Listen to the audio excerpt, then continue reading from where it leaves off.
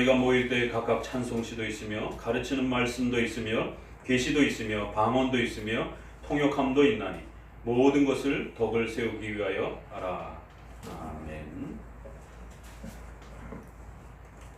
오늘 한국교회는 전염병의 위기 앞에서 엄청난 혼란과 또 아픔을 겪고 있습니다. 특별히 국가가 전염병의 위험 단계를 2단계, 3단계까지 높이는 이런 초유의 전염병 위기 대책을 행정명령으로 또 그렇게 국가법으로 선언을 했습니다. 그러다 보니까 예배까지 금지가 되어지는 이동 금지에 대한 이러한 엄청난 국가의 명령이 우리 앞에 주어져 있습니다.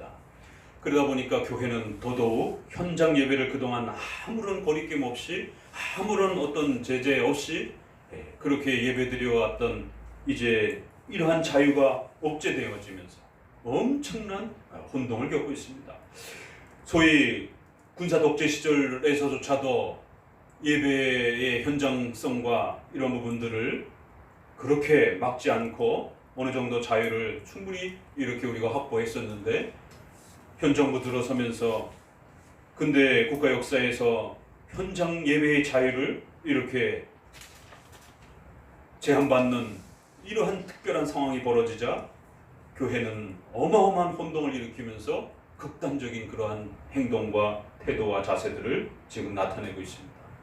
그래서 우리는 이 국가명령을 어떻게 교회가 받아들이고 이해하고 적용해야 되는지에 대해서 국가법이란 과연 무엇인가에 대해서 앞서서 한번 다뤄드렸고요. 오늘까지는 좀 특별 설교로서 이렇게 다뤄드리려고 합니다. 워낙 지금 초유의 사태에 지금 문제가 벌어졌고 이 주제로 엄청난 지금 신학 논쟁이 벌어지고 있고 단순히 이것이 신학자들의 좀 더 성경을 풍성하게 해석하기 위한 신학 논쟁이라면 얼마든지 우리가 기다려줄 수 있고 얼마든지 다양한 의견들을 들을 수 있습니다. 그러나 지금은 까딱 잘못 선택했다가는 성도들의 목숨이 위태로워지는 또 국가의 그러한 강한 행정명령 앞에 성도들의 엄청난 재산을 또 피해를 당할 수도 있고 인신 구속을 당할 수도 있고 이러한 또 교회의 또 존립에 엄청난 위험을 직면하고 있는 그러한 시급한 주제이기 때문에 단순히 그저 책상에 앉아서 토론할 수 있는 그런 문제가 아니라 지금은 옳고 그름에 대해서 분명하게 얘기를 해줘야 되고 죽는 길과 사는 길이 무엇인지에 대해서 분명하게 방향성을 가르쳐줘야 되는 것입니다. 자, 4가지 입장으로 이 예배와 관련해서 오늘은 예배에 대해서 함께 다뤄보려고 합니다. 과연 온라인 예배가 가능한가? 이러한 참으로 생각지도 못했던 신학적 주제가 한국교회 안에 지금 화두로 던져졌고 그래서 이 온라인 예배를 비성경적이다. 어떻게 비대면 예배라는 것을 언급할 수 있느냐? 절대로 그런 예배는 성경에 없다. 그렇기 때문에 오직 현장 예배만 우리는 지켜야 된다라고 하면서 우파 쪽에 계신 많은 또 목회자와 신학자들이 이구동성으로 예배에 목숨을 걸어야 된다라고 하는 예배 결사항쟁이라고 하는 현장 예배 우선주의를 부르짖는 이런 분들이 있습니다. 그런데 문제는 그것이 평상시에 그렇게 외치는 목소리라면 너무너무 훌륭하죠. 저도 그렇게 외쳐왔고 그렇지만 지금은 전염병 2단계, 3단계가 공포가 되면서 또 실제적으로 교회로부터 또 교회 안에 엄청난 많은 전염병들이 지금 전염되어지고 있는 현실적인 이 문제들을 부정할 수도 없고 아주 심각하게 성도들의 생명에 위협을 받고 있는 이런 상황에서 현장의 성도들을 보고 그 전염병을 감수하면서 죽을 때까지 있으라라고 하기에는 그 설교와 신학적인 문제는 없는지에 대해서 우리 심각하게 검토해 봐야 되는 것입니다. 과연 예배를 드리다가 그 현장에서 죽어도 되는 과연 그런 것이 건강한 예배가 아닌 것인지 아니면 예배를 드리다가도 어떤 위험함이 처하게 되면 그 예배의 현장을 벗어나서 다른 곳으로 임시적으로 피신할 수 있는 것인지 그래서 그 피신하는 방법으로 몸을 피신한다든가 또는 이런 문화적 방법을 동원해서 영상이라든가 다른 형태로 온라인 형태로 예배를 부득이한 경우에 사용할 수 있는가 이런 신학적 주제에 대해서 지금 엄청난 혼란을 겪고 있습니다. 더더욱 우파의 성향을 가지고 있었던 많은 분들이 더더욱 또 혼란을 겪습니다. 왜요? 진보 쪽에 있는 분들은 이미 다 온라인으로 전환을 했기 때문에 그분들은 아무런 거리낌이 없습니다. 그런데 지금까지 7대 방역 아래에서 현장 예배를 끝까지 잘 지켜오던, 그리고 현장 예배를 될 수 있는 한 철저히 지켜가고자 했던 그러한 우파분들이 지금 위험에 처해 있는 것입니다. 왜냐하면 현장 예배를 계속 여기서 더 지속해야 되는 것인가? 아니면 이 시점에는 피해야 되는 것인가? 만약에 피한다라면 내가 믿음이 없어서, 내가 타협해서, 내가 뒤로 물러나서 그런 건 아닌가? 이런 양심의 가책을 느끼면서 엄청난 두려움을, 그래서 신앙적으로 타협한 것은 아닌지, 신앙적으로 내가 용기가 없어서는 아닌 것인지, 이러한 질문을 던지면서 현장을 고수했던 분들이 지금 엄청난 혼란을 겪고 있는 것입니다. 그렇기 때문에 이 현장을 지켜왔던 분들을 위해서라도 이제는 왜 피해야 하는지, 이제는 왜 피해도 괜찮은지, 피하는 것이 성경적으로 왜 합당한 것인지, 오히려 현장을 이렇게 위험한 시절 가운데도 현장을 지나치게 고집하려고 한다라면 이제부터는 국가법을 위반한 죄, 생명을 무시한 죄, 하나님 앞에 율법주의적으로 예배를 변질시킨 죄에 해당이 될 수 있습니다. 그렇기 때문에 이제부터는 조심하셔야 돼요. 왜 그런가에 대해서 이제 우리는 함께, 과연 온라인 예배가 이런 부득이한 경우에 특수한 예배가 왜 성경적으로 허용될 수 있는지에 대해서 명확하게 교리적으로 성경적으로 정립되지 아니하면 그 현장에서 죽으려고 하게 되는 이런 맹종과 맹신이 일어날 수 있습니다. 크리스천들에게는 교리적으로 합당한 이유가 마음속에 확립되지 않으면, 가르쳐지지 않으면 죽음을 불사하는 것이 바로 신앙이요 또 기독교인들의 모습입니다. 그래서 지금 죽음을 불사하려고 하는 이러한 성도들을 향하여 왜 우리가 이 시점에는 이제 피하며 생명의 안전을 도모해야 되는지에 대해서 성경적으로 충분히, 또 역사적으로, 또 교리적으로 충분히 가르쳐드리고 설득시켜서 그들의 생명을 보호하고 교회를 보존해야 될 때가 된 것입니다. 자, 이 예배론과 관련해서 4가지 입장이 있습니다. 첫 번째는 진보적인 그런 또 입장에서 주장해왔던 회피해야 된다, 피신해야 된다는 그러한 방식의 입장이 있죠. 이들의 잘못은 국가가 7대 방역 아래에서 얼마든지 현장에 모일 수 있도록 허락해줬음에도 불구하고 지난 7개월 동안 이웃사랑이라고 하는 이유로 신령과 진정으로라는 이 요한복음 4장 말씀을 강조하면서 교리가 뭐가 중요해? 삶이 중요한 거지. 현장 예배가 뭐 그렇게 중요해? 우리 삶 속에서 이웃을 사랑하면서 그렇게 삶이 성장하는 인격적인 그러한 신앙인의 삶이 중요한 것이지. 어디서 많이 들어본 얘기예요. 이거 17세기부터 쏟아졌던 말입니다. 교리가 뭐가 중요해? 삶이 중요하지. 이거 경건주의자들, 자유주의자들이 쏟아냈던 말입니다. 그러면서 장로교회 교리를 공격하면서 교회 안에서 소유리 문답, 하이델베르그 유리문답, 이런 교리 공부를 없애길 때 썼던 표현입니다. 그런데 오늘날 또다시 칼빈주의와 개혁주의를 한다는 분들이 교리가 중요한 게 아니라 삶이 중요하다. 현장의 형식적 예배보다는 생활에서의 신앙인의 인격적 성장이, 삶의 예배가 중요하다라고 이렇게 말합니다. 이들에게 문제가 되는 것은 예배 회피죄가 해당이 됩니다. 현장 예배는 그렇게 만만한 게 아닙니다. 현장에서 하나님 앞에 예배드리고 유형교회 성도로서 함께 현장에 모여서 예배드리고 성찬을 떼고 함께 교제하는 성도들의 이 예배는 정말 목숨과 같은 하나님 앞에 예배드려야 되는 하나님이 정해주신 고유한 명령이요 영원한 도덕법이라는 사실 잊지 마셔야 됩니다. 현장 예배를 우리가 그렇게 마음대로 막 함부로 하고 마음대로 취소하고 삶의 예배가 중요하니까 이런 식으로 둘러댈 수 있는 문제가 아닙니다. 그래서 지난 7개월 동안 국가법 아래에서도 얼마든지 모일 수 있다라고 하는데도 이웃사랑이라는 명분으로 너무 빨리 현장 예배를 문을 닫아버린 이러한 진보적 개혁주의자들의 성경 해석의 잘못을 지적해왔습니다. 물론 이제 앞서서도 모두 거듭 여러 번 이야기했습니다. 농촌이라든가 도시가 상황이 다르고 또 각각 목회 현장이 다릅니다. 그래서 어른들, 연장자들이 많으신 교회가 있고 젊은이들이 좀 더 많은 교회가 있고 그러면 좀 더 어르신들이 많은 그런 교회들은 국가가 방역법 아래에서 그렇게 허용해놨다 할지라도 지병이라든가 연로하신 분들이 많게 되면 좀 더 일찍 다른 방법으로 가정신방이라든가 가정예배라든가 또 여러 개인 예배로 또 온라인 예배로 부득이한 경우이기 때문에 그렇게 조치를 취할 수 있는 것입니다. 그것까지 정죄하거나 비난하는 거고 비판하는 건 아닙니다.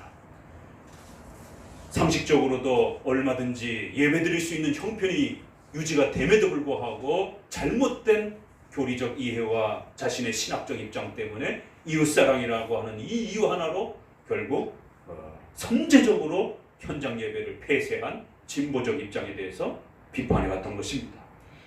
자, 그런데 이제 우파적 입장에 심각한 극단이 벌어지기 시작했습니다. 현장 예배가 소중하다라고 하면서 여태까지 지켜온 건 잘하셨습니다. 그런데 상황이 바뀌었어요. 지금까지는 대구와 같이 그렇게 올 셧다운이라든가 또 전염병이 창궐한 그런 심각한 위기 단계가 아니었습니다. 수도권은.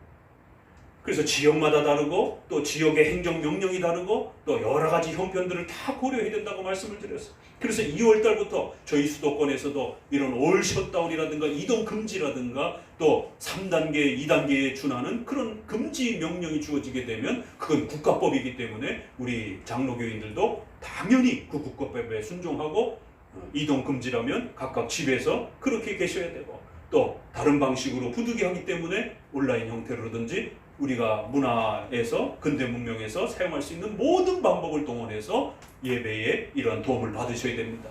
그때는 저희도 온라인이나 다른 방식으로 전환하고 현장 예배를 지속하지 않을 것입니다라고 2월 달부터 얘기해 온 거예요.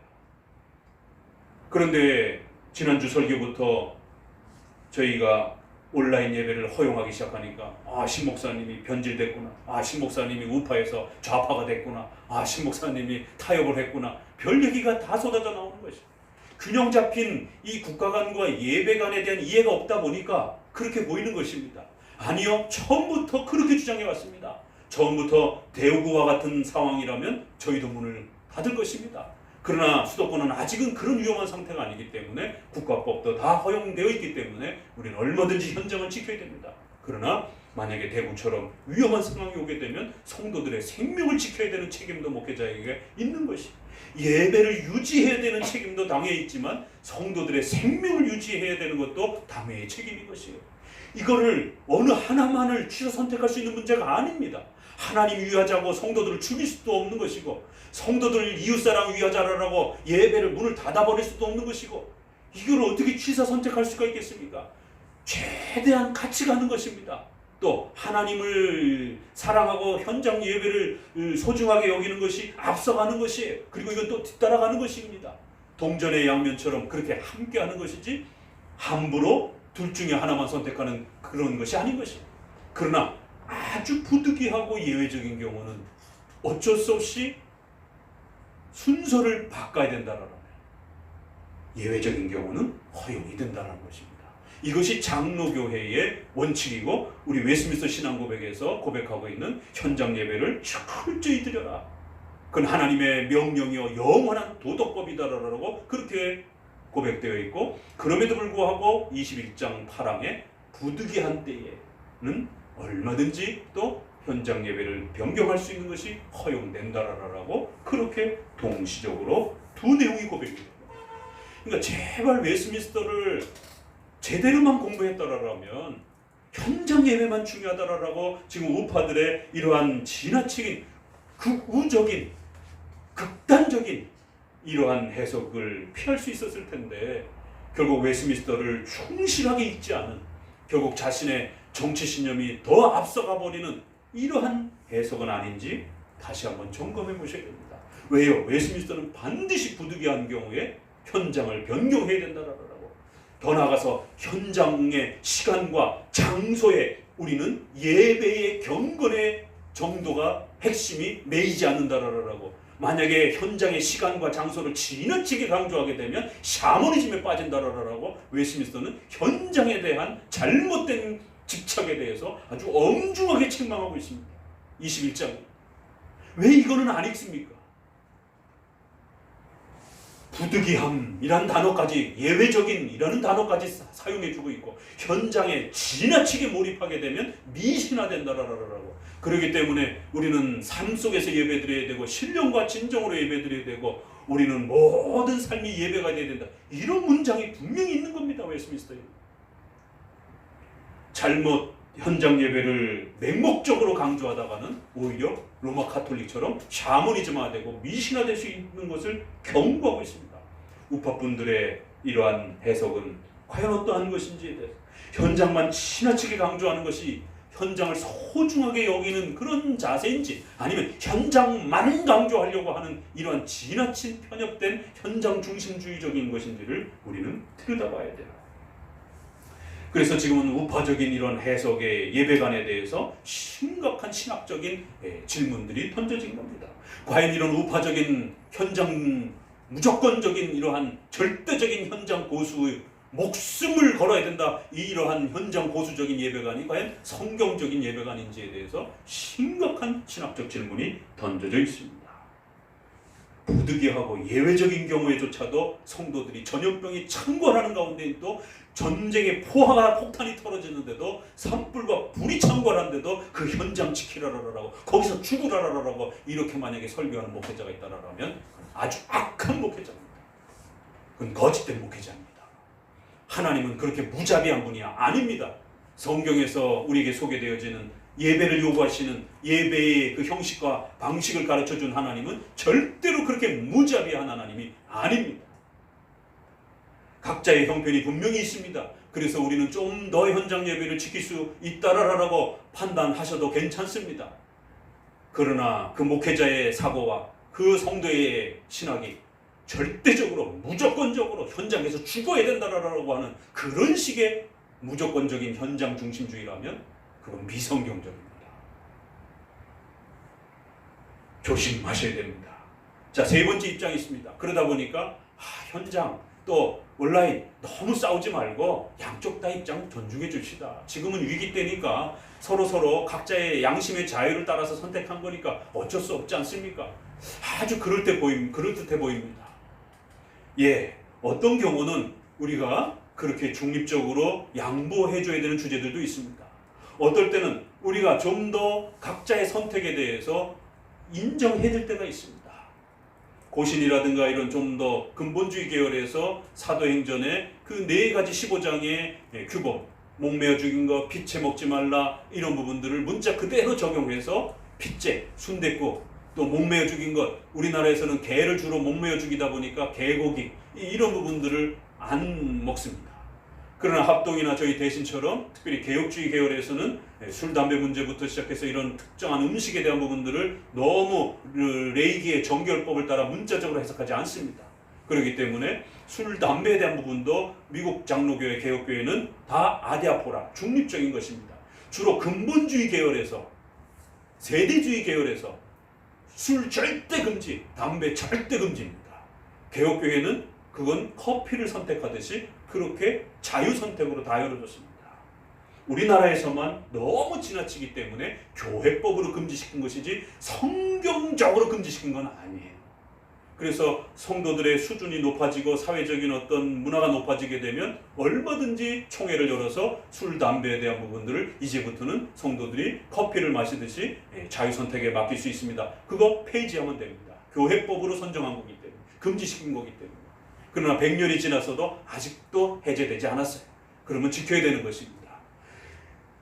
미국에서도 근본주의 계열과 세대주의 계열에서만이 술, 담배, 또 이러한 문화적인 부분에 대해서 아주, 또 계곡이라든가 이런 부분에 대해서 아주 강력하게 부정했지, 우리 개혁교회에 있어서는 그건 자유선택으로 둔 거예요. 그렇기 때문에 이러한 주제들은 조금 더 여유가 있어요. 먹든지 안 먹든지 그냥 그건 좀 더 양심의 자유 속에서 본인이 선택하면 되니까. 그러나 이 예배의 주제와 생명의 주제는 다릅니다. 이건 목숨이 달린 문제예요. 이거 잘못 해석하면 당장 죽을 수 있습니다. 개고기 좀 안 먹어도 돼요. 선지국 좀 안 먹어도 돼요. 먹어도 돼요. 뭐 그건 크게 생명의 지장도 안 되고 어떤 그들의 존립의 여부에 크게 문제가 되는 주제는 아니에요. 그러나 지금 전염병 중에 예배의 그 현장에 있으라라고 요구하게 되면 이 죽으라는 얘기예요. 전쟁에 불이 한복판에 났는데 거기 들어가서 현장을 지키라고 그러면 이거 죽으라는 얘기입니다. 성도 보고. 이 주제는 전염병과 국가법과 예배의 주제는 이게 목숨을 담보로 하고 있기 때문에, 그래서 이것은 양보할 수 없고 이쪽 저쪽 다 맞다라고 할 수가 없는 겁니다. 그래서 초기의 진보적 입장은 예배를 회피한 죄, 구약에는 그냥 다 즉사입니다. 하나님의 직접적인 진노로 인해서 다 죽습니다. 3대 절기에 안 나오면 다 죽습니다. 여호와의 성회 때 일하게 되면 다 죽습니다. 그냥 잡아다 죽이기도, 돌로 때려 죽이기도 하고, 주일날 나무를 하러 가던 자가 잡혔습니다. 잡아다가 정의를 세우고 돌로 때려 죽입니다. 아니면 하나님이 진노를 해서 죽이기도 합니다. 예배란 이처럼 필수적인 도덕적인 강력한 우리 생존의 명령이에요. 그렇기 때문에 현장의 예배를 등한시하거나 어떤 부득이한 이유가 없는데도 불구하고 함부로 등한시하게 되면 죽습니다. 하나님의 심판을 받습니다. 그래서 예배의 주제를 함부로 다루게 되면 큰일 나는 거예요. 이건 술, 담배 문제, 개고기 문제의 차원하고는 근본적으로 다른 겁니다. 예배를 드리지 아니하면 죽는 겁니다. 근데 성경이 예배하는 요구는 현장의 유형교회적 예배예요. 그래서 구약에는 제사적 예배고 신약에서는 어때요? 유형교회적, 좀 더 간단하게 형성된 질서를 갖춘 유형교회적 예배로 바뀌었을 뿐이에요.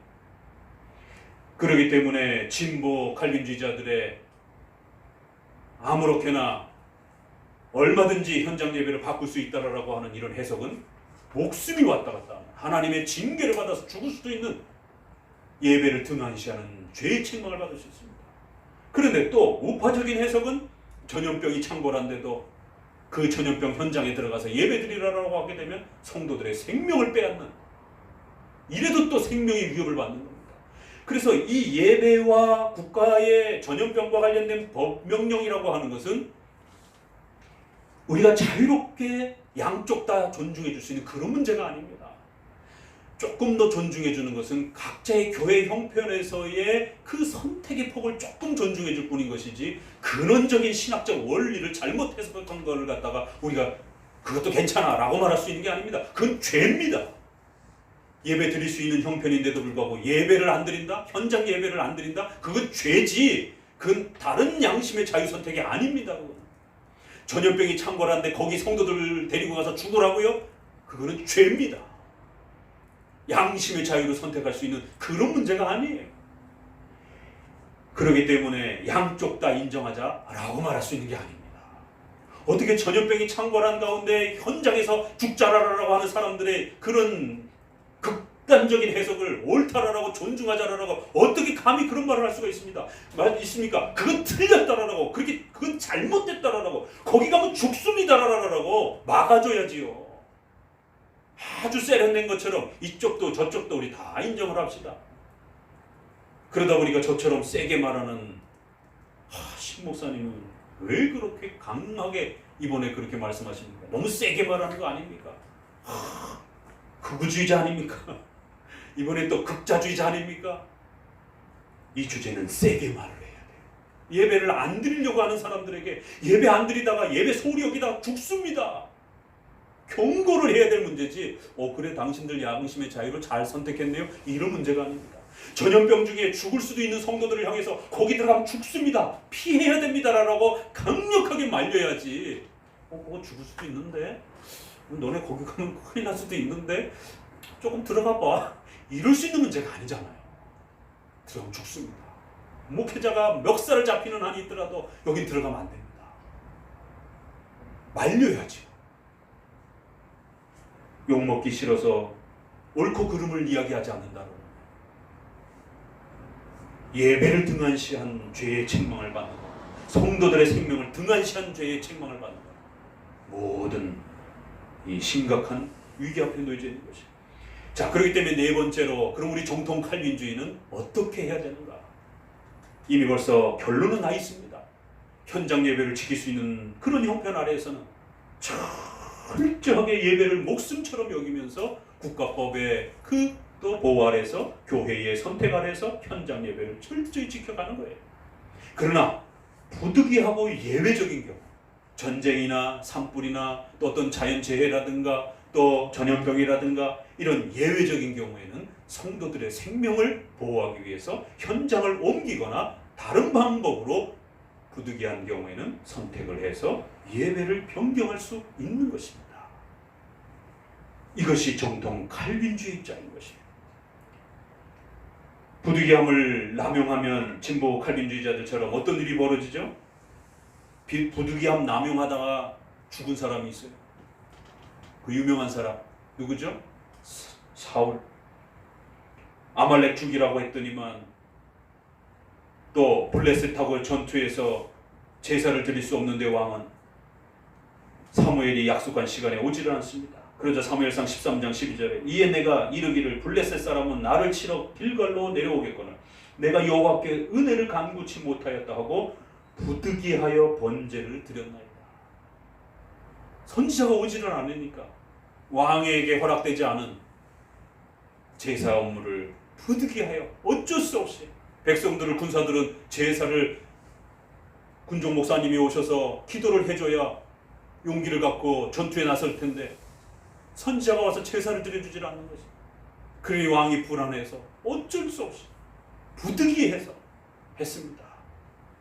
이게 뭐 그렇다고 내가 무슨 도둑질을 한 것도 아니고 이스라엘 백성들을 지키기 위해서 전투를 강력하게 하기 위해서 제사를 드린 건데 이게 그렇게 나쁜 겁니까? 부득이해서 어쩔 수 없이. 얼마나 그럴듯합니까? 그러나 그 부득이함을 잘못 적용한 사울은 그것 때문에 하나님 앞에 버림받습니다.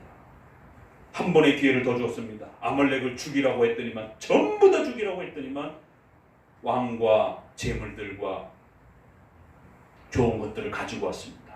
핑계를 댑니다. 사무엘이 호되게 야단치니까 사울이 가로되 그것은 무리가 아말렉에게서 끌어온 것인데 백성이 당신의 하나님 여호와께 제사하려 하여 양과 소의 가장 좋은 것을 남기며 그 외의 것은 우리가 진멸하였나이다. 뭐라고요? 제사 드리기 위해서. 얼마나 그럴듯한 핑계가 됩니까? 이거 너무 아깝지 않습니까? 이거 너무 좋은 재물들인데. 그리고 재물 드리고 남은 거는 가져가서 먹는 거죠. 자기 주머니로 들어가는 거죠. 결국 이것은 제사는 핑계일 뿐인 거고 이 좋은 양들과 가축들은 그 시대에 다 자산들이니까 오늘날로 말하면 돈이란 말이에요.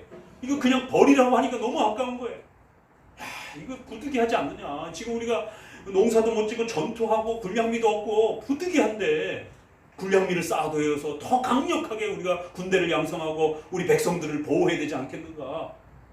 백성들이 아우성을 친 겁니다. 사울에게. 그러니까 어쩔 수 없어서 부득이해서 제사도 드리고 군량미도 좀 삼고 부득이함을 잘못 해석하면 이런 일이 벌어집니다.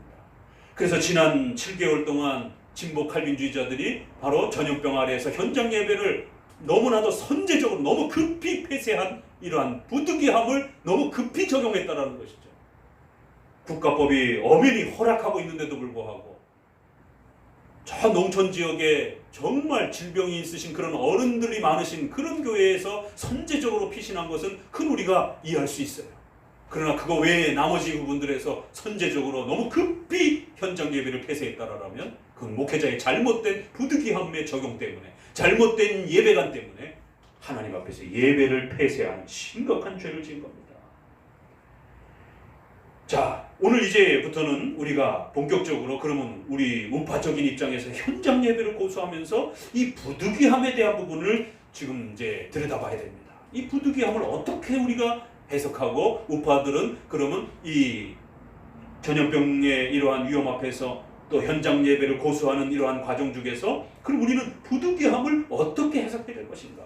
과연 성경은 우리에게 이 부득이함을 어떻게 허락하고 있는가?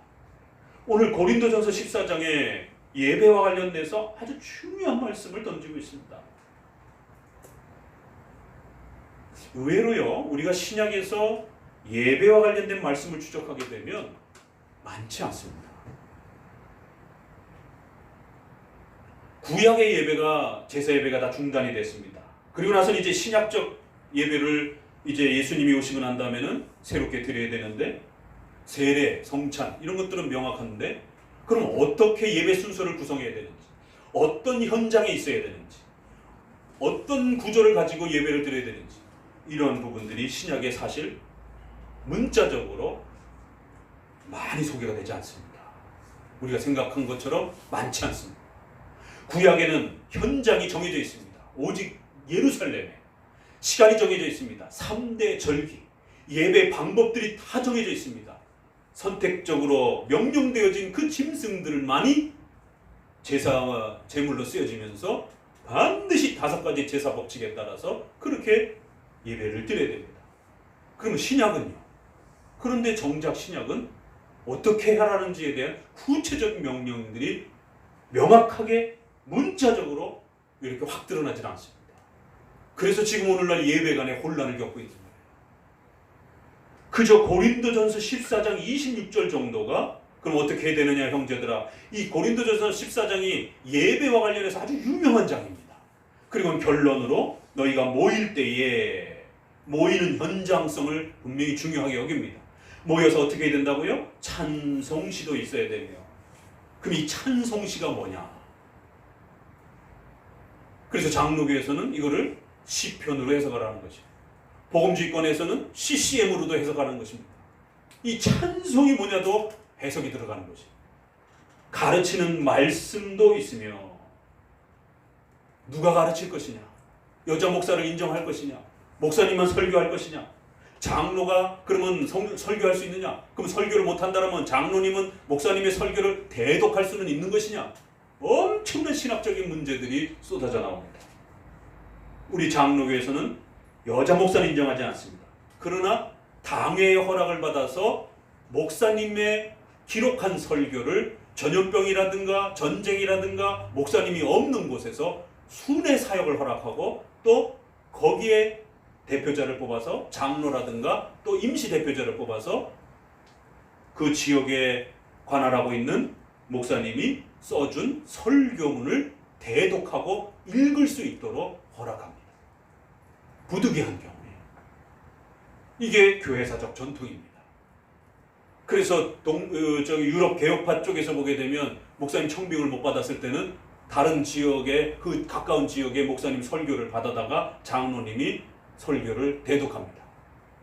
또 그것도 어려울 때는 장로님이 임시적으로 청빙받기 전까지 설교를 허락하기도 합니다. 그러니까 이 가르치는 말씀을 어떻게 해석해야 될지도 많은 논쟁이 있는 거예요. 계시도 있으며, 그럼 이 직통계시라는 말이에요. 우리 장로교는 이거를 설교로 해석합니다. 가르치는 말씀과 설교를, 예언을 같은 것으로 봅니다. 그러나 순복음 계열에서는 이거 직통계시라고 말합니다. 그래서 설교 딱 덮고 이제 오늘 하나님께서 오늘은 배 아픈 사람을 치료하라고 하나님이 말씀해 주십니다. 자, 배 아픈 사람들 손 얹고 하나님께 기도합시다. 이런 직통계시들이 교회 현장에서 벌어지고 있는 것입니다. 방언, 아주 예민한 문제잖아요. 자, 분명히 예배론의 가장 명확한 예배론이에요. 신약 성경 중에. 다른 부분에서는요, 부분적으로 소개가 됩니다. 그저 기도했다, 찬송했다, 이런 정도 말밖에 없어요. 바울이 사도행전에도 보면 설교했다, 이런 정도밖에, 강론했다, 이런 말밖에 없습니다. 적어도 모일 때 너희가 이 정도의 예배의 어떤 구성을 갖춰라라는 말은 이 고린도전서가 가장 탁월하고 가장 많은 내용들을 담고 있습니다. 거기에 방언이 있어요. 그러니까 순복음교회가 예배 중에 방언하는 겁니다. 공적인 시간. 우리 웨스트민스터는 공적인 시간에 절대로 방언이라든가 알아들을 수 있는 말을 해서는 안 된다라고 웨스트민스터에 명시적으로 문자적으로 절대 공적인 시간에 방언 금지라라고 그렇게 구축해놨어요. 아니, 고린도서에는 분명히 방언이 예배 순서에 있어야 된다라고 그러는데 왜 장로교는 그것도 공교회적 신조 안에 방언 금지라라고 해석을 했느냐 말이에요. 이 고린도전서를 해석하는 관점이 이렇게 다르다는 방언과 통역에 대한 문제. 통역도 인정하지 않죠. 그런데 많지도 않아요. 그나마도. 그리고는 신속히 결론적으로 모든 것을 덕을 세우기 위하라. 그리고 고린도전서 14장 40절에 한 번 더 강조합니다. 그러니까 너희들은 적당하게 하고 질서대로 하라. 그래서 이 대정판 번역에서는 품위 있게 하고 그 다음에 질서대로 하라. 굉장히 멋있게 번역해놨어요. 품위 있게. 예배가 너무 볼품없이 너무 상스럽게 너무 시장 난장판처럼 이렇게 드리면 안 된다는 거예요. 경건성을 유지할 수 있는, 적어도 신을 예배하는 그런 공간이기 때문에 우리가 어떤 현장에 있어야 될지, 어떤 현장을 만들어야 될지, 어떤 형태의 공간을 유지해야 될지, 예배의 모습은 어떠해야 될지, 이런 부분들은 어떻게 결정한다고요? 성경에 문자적으로 나와 있지 않다는 거예요. 품위 있게 결정하면 된다. 적당하게 결정하면 된다. 합의해서 결정하면 된다. 질서대로 결정하면 된다. 참 묘한 말입니다, 이 말이. 그렇기 때문에 예배에 있어서 어떤 현장, 어떤 공간, 어떤 형태에 대한 부분들은 허용되어 있는 것을 보게 됩니다. 교회의 지도자들이, 그 교단이 합의해서 교회법으로 결정하면 그걸 기준으로 따라서 어떤 형태의 질서와 어떤 형태의 공간과 시간을 구축해야 될지에 대한 모든 그러한 자세한 내용들은 품위 있게 교회법의 질서를 따라서 그렇게 정하면 되는 것이지, 그거는 성경의 문자를 따와가지고 이 장소에만, 이 시간에만, 이런 형태의 공간에만 있어야 된다라고 명령하지 않았다는. 그러나 이거를 중심으로 삼게 되면 예배가 자유예배가 되버립니다. 그러니까 예배는 우리 마음대로 드려도 돼. 그러니까 현장 예배 굳이 중요하지 않아. 다른 방식으로 바꾸고 변경해도 얼마든지 돼. 이렇게 또 자유예배론자들이 강조를 합니다. 그렇기 때문에 사도행전 2장 42절을 읽어보세요. 이것이 우리 장로교 예배의 원칙입니다. 사도행전 2장 42절. 우리 장로교의 예배 원리인 규정적 예배를 소개하는 겁니다. 예배의 원리를 먼저 정리하고 넘어가는 겁니다. 2장 42절에 저희가 사도의 가르침을 받아 서로 교제하며 떡을 떼며 기도하기를 전혀 힘씁니다. 고린도전서 14장과 사도행전 2장이 유일하게 가장 많이 문자적으로 예배의 모습과 내용을 요구하고 있는 가장 중요한 두 군데입니다. 저희가 사도들의 가르침을 받아 설교, 서로 교제하며, 이건 친교가 아니라 헌금을 말하는 것입니다. 그래서 물질적으로 서로가 서로를 도울 수 있도록 그러한 물질적 교제를 하기 위해서 헌금, 그 다음에 떡을 떼며, 이건 성찬을 말하는 겁니다. 떡과 포도주에서 대표적으로 떡만 이야기하는 겁니다. 그 다음에 기도. 칼빈도 예배를 구성하기 위한 칼빈주의 예배 원리는 이 네 가지. 예배는 명령이요 도덕법적인 하나님의 필수적인, 필연적인 하나님의 명령이라고, 이렇게 우리가 자유롭게 선택할 수 있는 그런 것이 아니다라고, 예배는 하나님의 명령이다라고 하는 고백을 우리는 규정, 명령 원리라고 이렇게 해석하는 겁니다. 이게 장로교의 예배 원리예요. 자유예배 원리가 아닙니다. 자의적 예배가 아닙니다. 하나님이 명령하신 대로 예배드려야 된다는 거예요. 우리가 선택할 수 있는 게 아니라는 겁니다. 그래서 이걸 우리가 규정적 원리, 명령된 원리, 정해진 원리. 그런데 루터파는, 또 복음주의는 자유파 원리로, 자유 원리로, 허용적 원리로 근본 예배 원리로 삼습니다. 그래서 그들은 본인들이 원하는 대로 형식과 내용들을 얼마든지 자유롭게 바꿉니다. 그러나 우리 장로교는 하나님이 명령한 예배가 무엇이냐? 구약에도 하나님이 명령하셨고 신약에도 명령하신 것입니다. 그래서 그 명령된 예배가 무엇이냐? 그 명령된 예배를 지킨다. 이 계명에 따라서 우상 숭배하지 말라. 이 계명은 예배의 방법론에 대한 명령입니다. 신을 섬기는데 어떤 방법으로 예배하면서 섬겨야 되느냐? 신을 형상화시키거나 보이는 방식으로 그런 형태로 예배하거나 섬기지 말라라는 것입니다. 하나님이 예배하도록 방법론을 우리에게 가르쳐 주셨다라는 거예요. 그러면 명령된 예배가 신약에서는 뭐냐라는 거예요. 구약에서는 정확합니다. 그런데 신약에서는 사도행전 2장. 그래서 칼빈도 요 네 가지를 교회론에서 구축하면서 신약에서 명령된 예배는 요 네 가지입니다. 이건 필수적인 겁니다. 이 네 가지를 기본으로 해서 명령된 걸 지켜야 됩니다. 우리 마음대로 빼고 뜨고 집어넣고 하면 안 됩니다. 그래서 가톨릭의 미사는 우상 숭배라는 거예요. 설교가 없기 때문에. 설교가 없는 예배는 가짜 예배다라고 그렇게 과감하게 말할 수가 있었던 겁니다. 이 네 가지의 예배 요소가 있어야 명령된 예배고, 하나님은 신약에서는 이것을 명령하신 것입니다.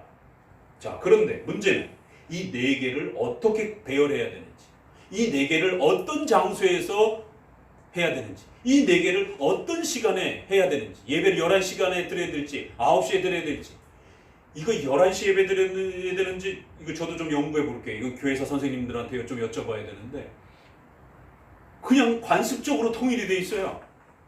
성경에는 없습니다. 구약에는 해질녘부터 시작해서 6월절에 시간이 정해져 있습니다. 그러나 신약에는 시간이 정해져 있지 않습니다.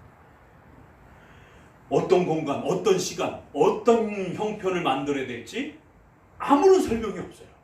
더더구나 고린도전서는 더더욱 폐지된 것도 있어요. 1세기 당시에는 유지됐지만 지금은 성경이 완성되고 난 다음에 계시와 방언이라든가 이런 부분들은 중지됐다라고 말합니다. 그래서 고린도전서는 그 1세기 당시에 드리던 예배자들도 있었기 때문에 방언과 계시와 통역이 가능했던 겁니다. 그러나 1세기가 아닌 성경이 끝난, 성경의 기록이 끝난 오늘 우리에게는 통역함과 방언이라든가 계시와 관련된 예언적 형태의 이러한 사도들의 메시지와 선지자들의 메시지가 있을 수가 없다는 것이죠. 왜요? 사도들이 중단됐기 때문에. 성경을 기록할 수 있는 사람은 아무도 없기 때문에. 그래서 고린도전서에 문자적으로 명령된다 할지라도 어떤 부분은 따라해서는 안 되는 겁니다. 이처럼 문자적으로 명령되어 있어도 신구약 성경 전체의 흐름을 보면서 명령된 예배가 무엇인지를 찾아야 되는 겁니다. 그렇기 때문에 칼빈은 이러한 예배관을, 웨스민스터 신조는 4개를 중심으로 잡아줬고, 그럼 이 4개를 어떻게 구성해야 되고 여기에 또 다른 요소는 첨가될 수는 있는지에 대한 논의가 되기 시작한 겁니다. 그래서 규정적 원리를 기본으로 하면서도 이 규정 원리를 보충해주고 도와줄 수 있는 그러한 세부적인 규칙들을 허용해주는 겁니다. 요게 장로교 예배입니다. 자, 원리적으로는 명령돼 있어요. 현장 예배도 명령돼 있어요. 그러나 부득이한 경우는 다른 형태로 취할 수 있는 겁니다. 명령된 예배가 보존되는 방식으로 다른 형태로 바꿀 수 있는 거예요. 그러니까 현장의 어떤 현장, 어떤 시간, 어떤 형태는 명령된 직접적인 내용은 아닙니다. 요 4가지를 지킬 수 있는 다른 현장이라면 얼마든지 가능한 겁니다. 그래서 피신할 수 있는 것입니다. 이 4가지를 보완해 줄 수 있는 것들은 또 허용되어져 있어요. 그래서 세부적인 부분들에 있어서는 어떻게, 어느 시간에, 어떤 공간에 그 공간을 어떻게 채워야 될지는 세부적인 형태로 허용되어 있는 겁니다. 부득이함으로 채워놓을 수 있는 것이 각 시대와 나라마다 허용되어 있는 겁니다. 극단적으로 이거를 현장을 강조하는 분이 온라인 예배가 성경에 어디 있느냐라고, 문자적으로 없으니까 절대로 우리는 온라인 예배 비성경적이다.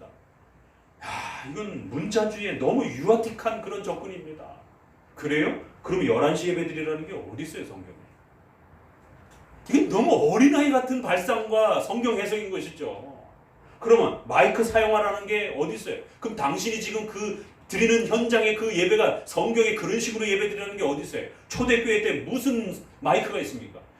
그럼 우리 에어컨 켜야 됩니까? 이 공기 오염시키고 환경 오염이 심각한데 왜 에어컨을 씁니까? 초대교회 에어컨 하나도 없습니다. 문화적으로도 에어컨 많이 쓰게 되면 환경을 오염시키는데 왜 에어컨을 씁니까? 자동차 타고 예배 드리러 왔어요. 그게 성경에 어디 있어요? 여기 책상에 앉아서 예배 드리겠습니다. 어디 책상에 앉아서 예배 드립니까? 성경에 다 앉아서 예배 드렸다라고 되어 있지. 초대교회 그들의 문화와 관습들은 다 앉아서, 또 성찬식을 할 때는 누워서 기대가지고, 이게 그들의 문화이기 때문에 이 성찬식 할 때 다 엎드려서 성찬식 받아야 됩니다. 왜 책상에 앉아서 서서 성찬식을 합니까? 그런 식의 예배가 어디 있습니까? 이런 식으로 문자적으로 따지면 너무 정말 이건 어린아이 같은 발상인 것이에요. 교회사를 조금만 공부를 해봐도 또 성경을 조금만 들여다봐도 그러면 신약에 어떤 예배를 명령하고 있습니까? 사도행전 2장 42절조차에서도 가르침을 받아 교제하며 떡을 떼며 여긴 포도주는 없네? 이 가톨릭 주장이 되잖아요. 가톨릭은 포도주 안 줍니다. 봐라, 성경에 떡만 떼라고 돼 있지 어디 포도주를 주라고 돼 있느냐. 이런 식의 문자적으로 접근하면 안 되는 겁니다. 온라인 예배는 성경에 문자적으로 없으니까 절대로 비성경적이다. 어떻게 이렇게 과격한 해석을 할 수가 있냔 말이에요. 지금 우리가 드려지는 이러한 현장의 모습은 성경에 하나도 문자적으로 기록되어 있지 않습니다. 오로지 4가지 명령, 설교하고 성찬하고 헌금하고 기도하는 요것만 남아있을 뿐인 겁니다. 요거를 어떻게 구성해야 될지는 허용된 거예요. 또 부득이함 속에서 선택할 수 있는 겁니다. 그래서 기도를 곡절을 붙이면 찬송이 되는 겁니다. 기도를 신앙으로 고백하면 신앙 고백이 되는 거예요. 사도신조 고백하라는 게 성경에 어디 있습니까? 그래서 실제로 사도신조를 빼는 교단들도 있습니다. 침례교 계열에서. 문자적 해석이 강한 침례교 계열에서는 이거 사도신조, 이거 인간들이 만든 건데 왜 예배 순서에다 집어넣느냐. 축도 여기 없지 않느냐. 그러나 또 다른 성경 구절에 또 있어요. 그러다 보니까 종합적으로 해석을 해서 예배의 4가지 원칙, 명령의 원칙, 규정의 원칙, 그거를 유형교회의 현장에서 예배드리도록 요구하고 있는 겁니다. 이게 원칙이에요. 그러나 그 현장을 어떻게 선택해야 될지, 또 그 세부적인 것들을 어떻게 구성을 할지, 이런 부분들은 전부 다 부득이함과 허용된 부분이에요. 어느 지역에서는 그렇게 할 수가 없어요. 그러면 부득이하게 다른 방식으로 선택할 수 있는 겁니다. 어느 지역에서는 술이 없습니다. 포도주가 없습니다. 그러면 포도즙으로도 그렇게 허용하는 겁니다. 적포도주가 없어요. 그러면 백포도주로도 성찬을 허용하는 것입니다. 부득이함과 허용되는 원리가 이렇게 적용이 되는 거예요. 그런데 자유파는 본질을 없애고 허용만 강조를 하는 거예요. 그래서 마음대로 어느 때든지 자유롭게 선택을 하는 겁니다. 그런데 우파는 본질만 강조를 하는 거예요. 절대 변경 불가. 이런 식으로 허용된 원리를 이해를 못하는 거예요. 부득이함으로써 선택할 수 있는 것을 성경이 허락해 줬는데 그걸 이해를 못하는 거예요. 그러면 우리는 오늘 우리 시대의 예배를 문자적으로 성경 어디서도 찾을 수 없습니다. 신약 어디에서도 찾을 수 없습니다. 그런 식의 해석이랍니다. 고린도전서와 사도행전 2장 외에는 예배 순서를 이야기한 곳도 많지 않습니다. 가지고 와보십시오. 자, 이제부터 본격적으로 들어갑니다. 그럼 부득이함을, 이러한 예외적인 경우들을 어떻게 구약은 신약은 허락했는가 성경신학적으로 좀 설명해 드릴게요. 이번에 아주 명확하게 정립해 놓으시고 양심에 흔들림이 없어야 됩니다. 목사님이 왜 갑자기 온라인 예배를 허락하지? 우리 성도들도 의심이 되고 흔들릴 수 있어요. 이럴 때는 목숨 걸어야 되는 거 아니야? 왜냐면 목사님이 여태까지 목숨 걸자라고 얘기를 했는데. 부득이함에 대한 이 허용에 대한 부분들을 잘 이해하셔야 됩니다. 이걸 이해 못하면은요 율법주의가 됩니다. 맞는 말인데도 율법주의가 돼요. 극단적으로 적용을 하기 때문에. 율법주의 2가지가 있다고 했어요. 로마 카톨릭처럼 잘못된 비성경적인 거를 독신, 금식 이런 것들을 강요하게 되면 율법주의가 됩니다. 성경에 없는 거를 강요하는 거죠. 자, 그런데 또 다른 율법주의가 있어요. 성경적인 건데 너무 급진적으로, 너무 강하게, 너무 세게, 너무 배려 없이 적용하게 되면 율법주의가 됩니다. 그래서 제3례파를 급진 프로테스탄트, 급진 개혁주의, 레디칼이라는 이런 파들이 등장을 하는 겁니다. 맞는 말인데 배려 없이 허용적인 이러한 부득이함을 고려해주지 아니하고 너무 강제적으로 몰아붙이는 거예요. 이러면 율법주의가 됩니다. 오늘 지금 전염병의 예배론이 바로 이런 식의 율법주의가 지금 우리 안에 들어오고 있는 겁니다. 이런 주장은요, 하이퍼 칼비니즘, 또 엄격주의적 청교도주의자들, 그 다음에 근본주의자들, 그 다음에 세대주의 계열에서 이런 현장 예배 목숨 걸어야 된다라고 하는 결사항쟁, 이런 얘기들을 주로 이쪽 분파에서들 많이 합니다. 그래서 사랑의 교회 같은 경우도 세대주의적 성향이 강한 겁니다. 근본주의적 성향이 강한 사람들이 미국에서도 주로 그렇게 나타납니다. 자, 미국에서 트럼프가 기독교적 성향이 강한 나라가 행정 금지 명령을 내렸습니다. 이동 금지를 내렸어요. 그랬더니 미국에서도 똑같은 반응이 나타납니다. 현장 목숨 걸고 강행. 법원하고 소송해서라도 싸워서라도 우리는 현장 포기 못해. 누구요? 존 메가더 목사. 그래서 한국에 있는 많은 우파 목사님들이 박수를 치고 야 멋있다라고 했죠? 아닙니다. 이것도 고민해야 될 문제예요. 과연 존 메가더의 이런 행동이 성도들의 목숨을 담보로 해가지고 현장을 이렇게 지나치게 고수한 이 목회자의 행동이 과연 옳은 것인가? 만약에 그 지역에 전염병이 창궐해가지고 만약에 그 성도들이 죽어나간다라면 존 메가더 목사님이 책임져야 되는 겁니다. 이건 잘못된 행동입니다. 존 메가더 목사님은 세대주의 계열의 목사님인 것이에요. 다른 부분은 온건한 세대주의이기 때문에 좋은 면도 많이 있어요. 그러나 종말론과 관련해서는 굉장히 위험합니다. 이런 극단적인 좌우 선택을 할 때는 이원론적 성향이 강한 세대주의적 성격이 메가더 목사님도 나타나는 거예요. 중립적인 걸 생각을 못하는 거예요. 그래서 전염병이 창궐하는데도 현장 고수! 세대주의, 근본주의, 제세례파 계열의 이원론주의자들, 미국에서도 주로 그런 분들이 현장을 강행했습니다.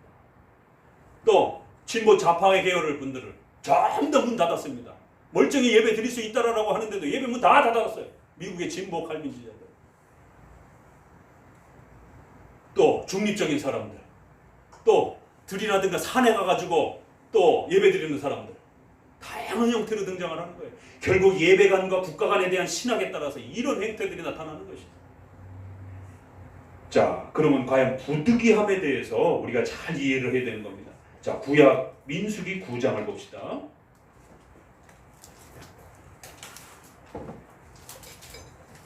이번 계기를 통해서 이 부득이함에 대한 부분을 어떻게 우리가 잘 사용해야 되는지, 부득이함을 함부로 사용해도 안 되지만 부득이함을 허락하지 않았을 때 얼마나 극단주의와 율법주의와 이러한 극단적 형태의 모습이 나올 수 있는지를 잘 정리하셔야 됩니다. 민수기 9장에 보니까 그들이 정월 14일에 해질 때에 신의 광야에서 유월절을 지켰으되 이스라엘 자손이 여호와께서 모세에게 명하신 것을 다 쫓았더라. 그런데 어떤 사람들이 시체로 인하여 부정케 되어서 유월절을 지킬 수 없는 사람들이 있었는데 부득이한 일이 벌어졌어요. 유월절은 1월 14일, 15일 날 지켜야 되는데 하필이면 그때 장례가 나가지고 사람 시체를 만지게 된 거예요. 또 멀리 여행 중에서 돌아오질 못하는 거예요. 그러니까 모세 앞에 와서 우리 어떻게 해야 됩니까? 부정한 중에는 시체를 만진 중에는 절대로 제사를 드릴 수 없는데 제사를 안 드릴 수도 없고 드릴 수도 없고 교리가 충돌이 일어나는 겁니다. 그러자 모세가 하나님 앞에 나아가서 어떻게 됩니까? 아직까지는 규정이 없었으니 여기 놀라운 규정이 나옵니다. 민수기 9장 11절 같이 읽어봅니다. 2월 14일 해질 때에 그것을 지켜서 어린 양의 무교병과 쓴나물을 아울러 먹을 것이요 아침까지 그것을 남겨두지 말라. 13절 그러나 사람이 정결도 하고 여행 중에 있지도 아니하면서 유월절을 지키지 아니하는 자는 그 백성 중에서 끊쳐지리니 이런 사람은 그 전기에 여호와께 예물을 드리지 아니하였은즉 그 죄를 당할지니라. 아주 놀라운 장면입니다. 구약에는요 시간과 장소가 목숨처럼 정해있던 그런 의식적 제사적 시대입니다. 1월 14일, 15일을 중심으로 해서 유월절을 시작해야 됩니다. 그런데 부득이하게 예외적으로 여행이라든가 부정 시체를 만진 사람들은 어떻게 하라고요? 2월 14일 하나님께서 한 달을 유예를 시켜줘. 야, 기가 막히구나. 왜 예전에 이런 구절이 안 보였을까? 근본주의와 세대주의적 성향이 저도 강했을 때는 이 구절이요 아무리 봐도 안 보입니다. 그런데 칼빈주의의 이러한 종합적인 신구약 전체를 또 기본 교리를 중심으로 구축하고 나서 보니까 1월 14일이 함부로 어기면 유월절 날짜를 변경하면은 하나님 앞에 죽습니다. 여로보암이 38선을 걷버리고 예루살렘에 못 가게 날짜를 변경시키고 평신도를 제사장으로 앉혀놓고 이래가지고 버림받습니다. 이 날짜 함부로 변경하면 죽습니다. 버림받습니다. 반드시 그날에 예배드려야 돼. 그런데 하나님이 부지 중에 어쩔 수 없이 여행 중에 멀리 출타한 사람들이 제사를 못 드리게 되는 경우가 발생이 됐을 때 한 달을 유예시켜 주라고. 아, 부득이함이란 이런 거구나. 목숨을 걸고 장소와 시간을 지켜야 됐던 그 시절에도 하나님이 부득이함을 허락했는데 오늘날처럼 장소와 시간이 명령적인 문자적으로 명령되어 있지 않는 시절엔 더더욱 부득이함이 허용되어야 되죠. 자, 신명기 14장 22절로 갑니다. 여기에도 또 놀라운 부득이함을 허용해주는 아주 파격적인 배려가 나옵니다. 신명기 14장 22절에 여기는 재물에 대한 문제예요. 11절을 토지소산에 이제 드리고 제사를 드려라 14장 22절에.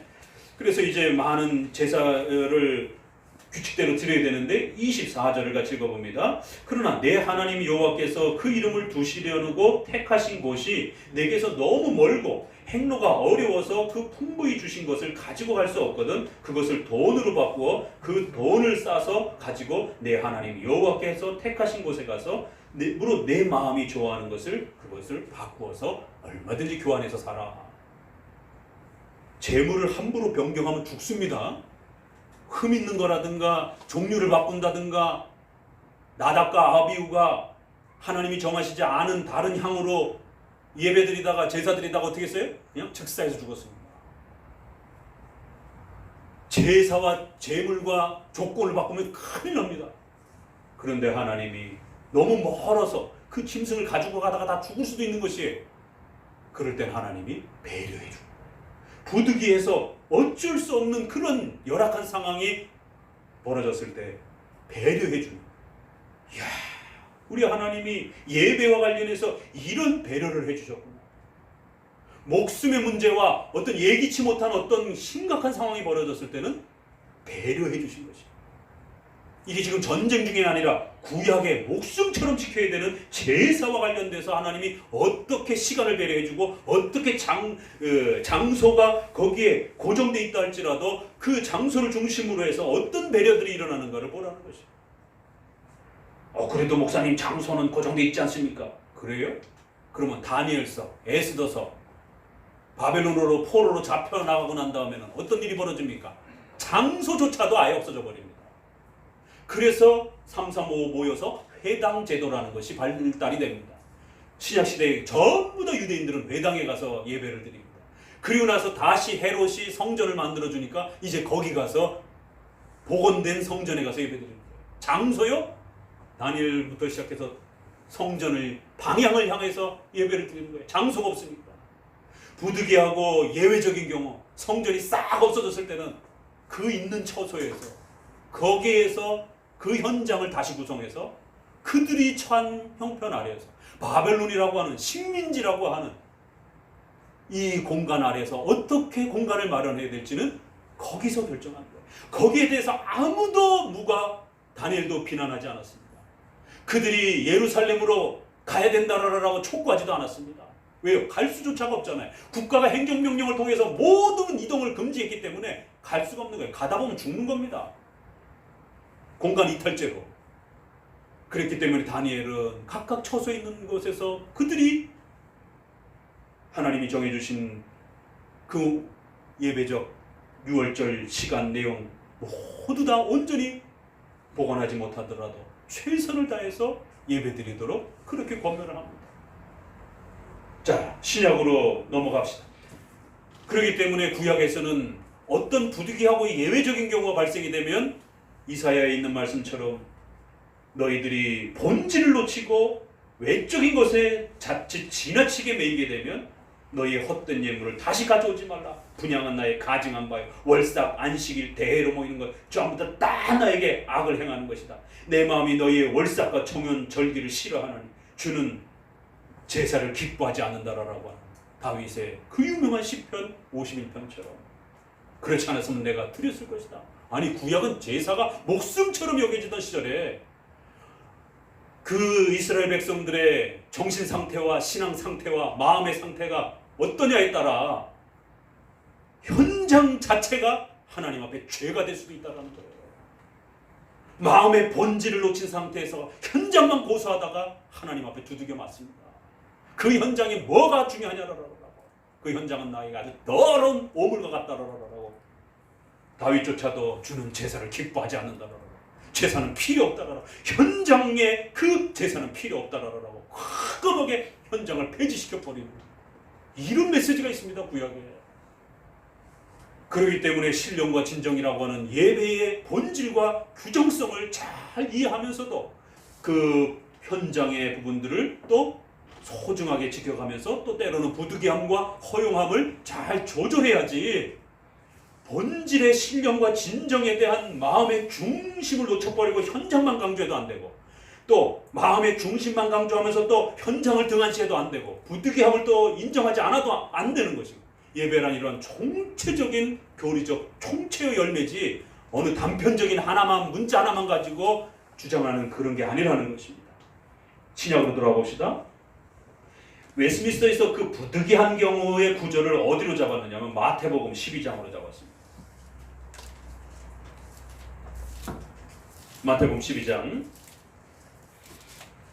그때 예수께서 안식일에 밀밭 사이로 가실 때 제자들이 시장하여 이삭을 잘라 먹으니 주일날 안식일날 해서는 안 되는 노동을 금지했는데 이삭을 잘라 먹으면서 유대인들과 충돌이 일어나기 시작했습니다. 그래서 당신의 제자들이 안식일에 하지 못할 일을 합니다. 분명히 안식일에 규정이 있는데 그 규정을 어긴 거예요. 그러니까 안식일과 주일을 어떤 관점으로 해석하느냐에 따라 이거 잘못된 건데? 거기에 심각한 양심의 가책이 느껴지는 거예요. 그러니까 바리새인들은 이거 주일날 이 안식일날 이런 식으로 행동하면 안 되는데? 라고 거기에 의문을 제기하기 시작한 겁니다. 지금 우파의 주일에 대한 해석에 심각한 신학적 문제가 발생이 된 거예요. 주일에 현장을 이렇게 떠나면 안 되는데? 단 한 번도 떠날 수 없다라고 이렇게 생각을 하는 겁니다. 그럼 그렇게 해석하는 것에 문제가 된다는 거예요. 그래서 예수님의 안식일관과 주일관이 충돌이 일어나는 일이 벌어지는 겁니다. 현장을 지키려고 하는 그 마음은 소중하지만 그것이 단 한 번의 예외와 배려도 허락해주지 않으면서 무조건적으로 현장만 강조하려고 하는 그런 식의 주일관이라면 오히려 예수님의 주일관을 파괴하는 무서운 주일관이 오류 해석된 주일관이 될 수 있다는 사실을 명심하셔야 됩니다. 바리새인적인 주일관이 될 수도 있다라는 신중함을 가지셔야 돼요. 그래서 예수님께서는 너희가 잘못 해석한 거다. 다윗도 봐라. 성전에서 아무도 함부로 먹을 수 없는 그 성전의 떡을 배고플 때는 그 부하들과 다윗이 먹지 않았느냐. 지금 먹을 게 없어서 죽을 것 같으면 제사장만 먹어야 되는 그 떡도 배가 고픈 죽을 위기에 놓여 있는 다윗과 부하들에게 예외적으로 부득이해서 그들에게 준 것처럼 하나님이 정해주신 예배의 규정이란 사람의 목숨이 왔다 갔다 하는데도 그걸 모른 척하고 예배의 질서만 중요해 이런 식의 무자비하고 강압적인 예배관이 아니라는 거예요. 너희가 그렇게 예배관을 구약의 예배관을 읽었어? 그건 잘못된 해석이야. 7절 나는 자비를 원하고 제사를 원치 않는다. 파격적인 말이죠. 나 그런 제사 원치 않아. 분명히 구약은 제사를 요구하고 있는데도 불구하고 그런 식이라면 제사 필요 없어. 얼마나 놀라운 지적입니까? 사람의 생명을 무자비하게 그렇게 무시하고 이런 식이라면 오늘 주일의 현장에 나 그런 현장 필요 없어. 얼마든지 예수님이 그렇게 지적하는 거예요. 자, 또 하나가 등장합니다. 연속적인 양을 손 마른 사람이 아픈 사람이 있습니다. 그래서 예수님이 그를 데려다가 고칩니다. 그러니까 이거 주일날 이렇게 하면 안 되는데 주일과 안식일의 해석의 어떤 기준이 다르게 행동을 하니까 심각한 고민이 생긴 겁니다. 오늘 장로교의 정통 칼빈주의적인 이런 주일관을 가지고 신 교수님이 조직신학자로서 이제는 부득이함 속에서 온라인으로 바꿔도 된다라고 하니까 같은 우파의 동료들이 신 목사님 좌파가 됐다, 양보했다, 타락했다, 별 얘기가 다 나옵니다. 우리가 생각했던 주일관에 변경이 생긴 거예요. 혼동이 생긴 거예요. 왜 신 교수님은 저렇게 주일관을 널널하게 해석을 하지? 여태까지 우파 목소리를 현장 예배로 고수해놓고. 그러자 예수님께서 병자를 고친 이 특별한 예외적인 상황을 양이 구덩이에 빠졌으면, 짐승이 생명을 위협을 당하면 짐승도 그날 일을 해서 짐승도 구해주거늘, 사람이 생명이 위태로움에 빠졌는데 그 사람의 생명을 구해주는 것이 어떻게 주일날 부당한 일이냐. 그러면서 결론을 12절에 사람이 양보다 얼마나 더 귀하냐. 그러므로 안식일에 선을 행하는 것이 옳다. 안식일에 현장을 지나치게 고집하다가 사람의 목숨을 잃는다라면 그건 올바른 주일관이 아니라는 거예요. 올바른 현장 예배관이 아니라는 겁니다. 하나님은 그렇게 무지막지하고 그렇게 인정도 없고 이런 분이 아니라는 것이에요. 너희는 그렇게 해석했느냐? 나는 그러면 제사를 원치 않아. 마가복음 2장 27절에는 아주 충격적인 메시지가 이 부분을 다시 설명합니다. 마가복음 2장 27절, 안식일은 사람을 위하여 있는 것이요 사람이 안식일을 위하여 있는 것이 아니다. 주일을 어떻게 잘못 해석하니까 어떤 일이 벌어져요? 주일은 우리 성도들을 위해서, 우리 성도들이 복받기 위해서 있는 날이에요. 그런데 이걸 어떻게 잘못 이해하고 적용하니까 우리가 날짜를 위해서 존재하는, 우리가 주일이라고 하는 날짜를 위해서 존재하는 일이 되어버렸어요. 나를 미신처럼 섬기는 자들이 되어버렸어요. 그래서 칼빈은 그런 식이라면 지금 썬데이도 바꿔야 된다. 웨스트민스터에서는 지금 썬데이라고 하는 안식구 첫날을 우리가 주일로 지켜야 된다라고 문자적으로 명시해야 된다라고 좀 더 강하게 말했지만, 칼빈은 유럽에서는 날짜에 대한 논쟁이 심각하게 벌어지고 있었기 때문에 그런 식의 일곱째 날 다음 날의 그런 집요한 시간에 대한 그런 해석을 강요한다라면 그러면 굳이 썬데이도 필요 없어요. 주중에 수요일이든 목요일이든 하루를 주일을 선택해서라도 우리는 하나님 앞에 온전히 예배드리는 주일의 날로서 지키면 됩니다라고 하는 파격적인 주일관을 소개합니다. 왜요? 제세례파가 오직 이 시간, 오직 이 장소에만서만 예배드려야 된다라고 하는 그런 극단적인 주일관을 나타냈기 때문에, 그래서 칼빈은 그런 식의 장소와 시간에 매이는 미신적인 그런 현장성 개념이라면 시간 싹 바꿔버려. 아무 때나 하루라도 선택하면 돼. 장소 당신들이 원하는 아무 데나 가서 예배드려도 돼. 그래서 강요해서 제세례파를 비판하면서 제세례파처럼 이거 아니면 저거 이런 식으로 지나치게 시간과 장소와 교회 안에서 교회법으로 해결할 수 있는 이러한 질서적이고 허용적이고 부득이한 부분들을 갖다가 마치 모든 시대의 모든 사람들이 똑같이 그 예배적 순서 아래에서 예배적 현장성 아래에서 지켜야 된다라고 강요하게 되면 그 로마 카톨릭의 예식서를 강요하는, 통일된 예식서를 강요하는 그러한 율법주의적 예배하고 뭐가 다르냐? 우리가 우상숭배라고 비난했던 미사하고 뭐가 다르냐라는 것이에요. 그럼 그런 예배는 썩은 예배라는 것이에요. 그래서 얼마든지 각 나라와 각 지역에서 형편에 따라서 예배적 형편과 시간과 그 공간들은 얼마든지 폐지도 할 수도 있고 내가 했던 거 그대로 따라 하지도 말아라. 너희 형편에 맞게 얼마든지 조정하고 선택해서 그렇게 정하면 된다라고 오직 4가지만 예배적 규정 원리로 지키고 나머지는 고린도전서 이 구절을 언급하면서 나머지 세부적인 규칙들은 부득이함과 허용함을 해서 예절과 질서 아래에서 선택하면 됩니다 라고 그렇게 예배법을 가르쳐주는 겁니다.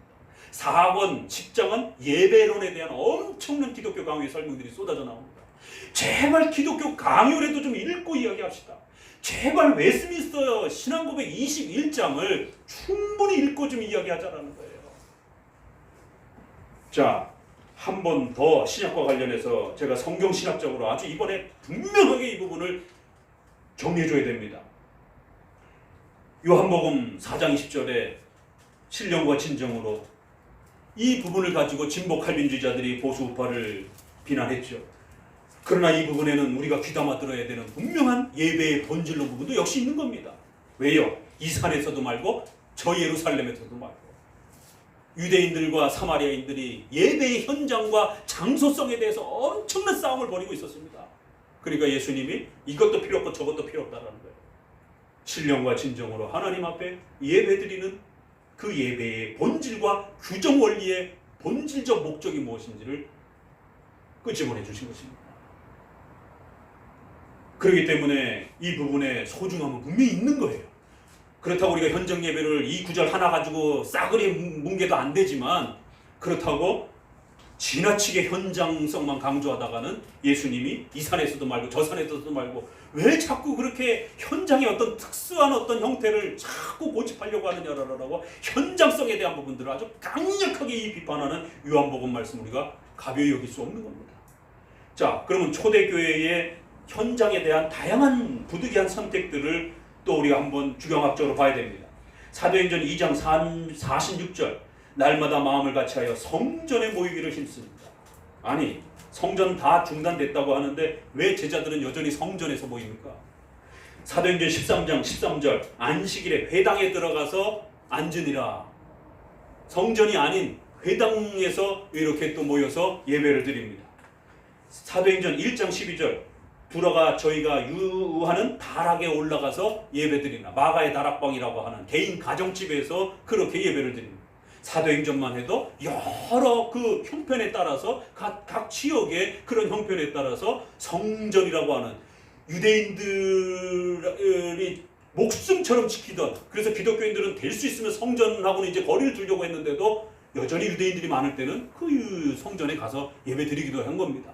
그러나 또 회당에 가서도 하기도 하고, 또 형편에 또 멀리 이 예루살렘 성전에 올 수도 없고 또 회당도 없는 그런 지역에서는 개인의 가정을 또 선택해서 그렇게 예배도 드리는 것이. 자, 예배의 형식과 관련해서 할례와 관련한 유명한 바울의 이러한 부득이함을 어떻게 적용하나 봅시다. 사도행전 21장 21절에 바울이 할례부터 시작해서 예배의 형식과 이러한 구약적 질서를 다 깨뜨린다라고 하는 모함을 받습니다. 신약은 유대인과 이방인들이 이제 막 함께 예배를 드리는 그러한 시절이었기 때문에 구약적 예배 질서와 신약적 새로운 파격적 예배 질서를 어떻게 현장에서 조율을 해야 되는지에 대한 엄청난 혼동이 있었습니다. 그래서 이거를 차분히 조율해 가는 데 있어서 원칙론은 분명히 지키라는 거예요. 구약적 제사를 드리면 안 됩니다. 그러나 이 원칙론에 위배되지 않는 그러한 부분들은 허용되어지고 부득이함 속에서 그 시대는 아직 유대인들이 존재했기 때문에 허용해 주는 겁니다. 그래서 사도행전 21장에도 보니까 갈라디아에서는 할례를 구원론에다 적용할 때는 아주 할례를 정죄하면서 아주 엄청 비판합니다. 그러나 이것이 교회법적 예식의 문제로 논의가 될 때는 사도행전 21장 21절에 내가 이방인이 있는 모든 유대인들을 가르치되 모세를 배반하고 아들들에게 할례를 하지 말라라고, 그렇게 규모를 지키지 말라라고 오해를 받고 있다. 그럼 어찌 해야 되느냐? 그럼 이렇게 해라. 필연 그대 온 것을 이제 사람들이 들었으니까 우리 말대로 해라. 서원한 4명의 사람이 있으니까 그들을 데려다가 결례를 행하고 그들을 위하여 비용을 내서 머리를 깎게 하라. 이거 다 구약적 제사에 따르는 그런 하나의 율법적 규칙들입니다. 그러면 많은 사람들이 너가 율법의 규칙들을 무시하지 않는다라는 것을 사람들이 이해하고 이 소동이 잠잠해질 거다. 바울이 이거 그대로 다 따라합니다. 할례를 그렇게 비난했던 사람이 구약적 질서가 때로는 부득이함과 교회법적 질서의 문제로서 유대인들을 배려해줘야 되는 특수 상황이었을 때는 그들의 제사의식에 율법적 의식에 남은 부분들을 여전히 존중해 주는 것이에요. 지금 우리 관점에서 보면 이거 큰일 날 일이죠. 그러나 1세기 당시는 이것이 아직 허용되고 있었던 그런 시절이에요. 자, 히브리서 10장으로 들어갑니다. 이거 이번에 제가 아주 완벽하게 이거 깨트릴 겁니다. 히브리서 10장 25절 어딘지 아시겠죠?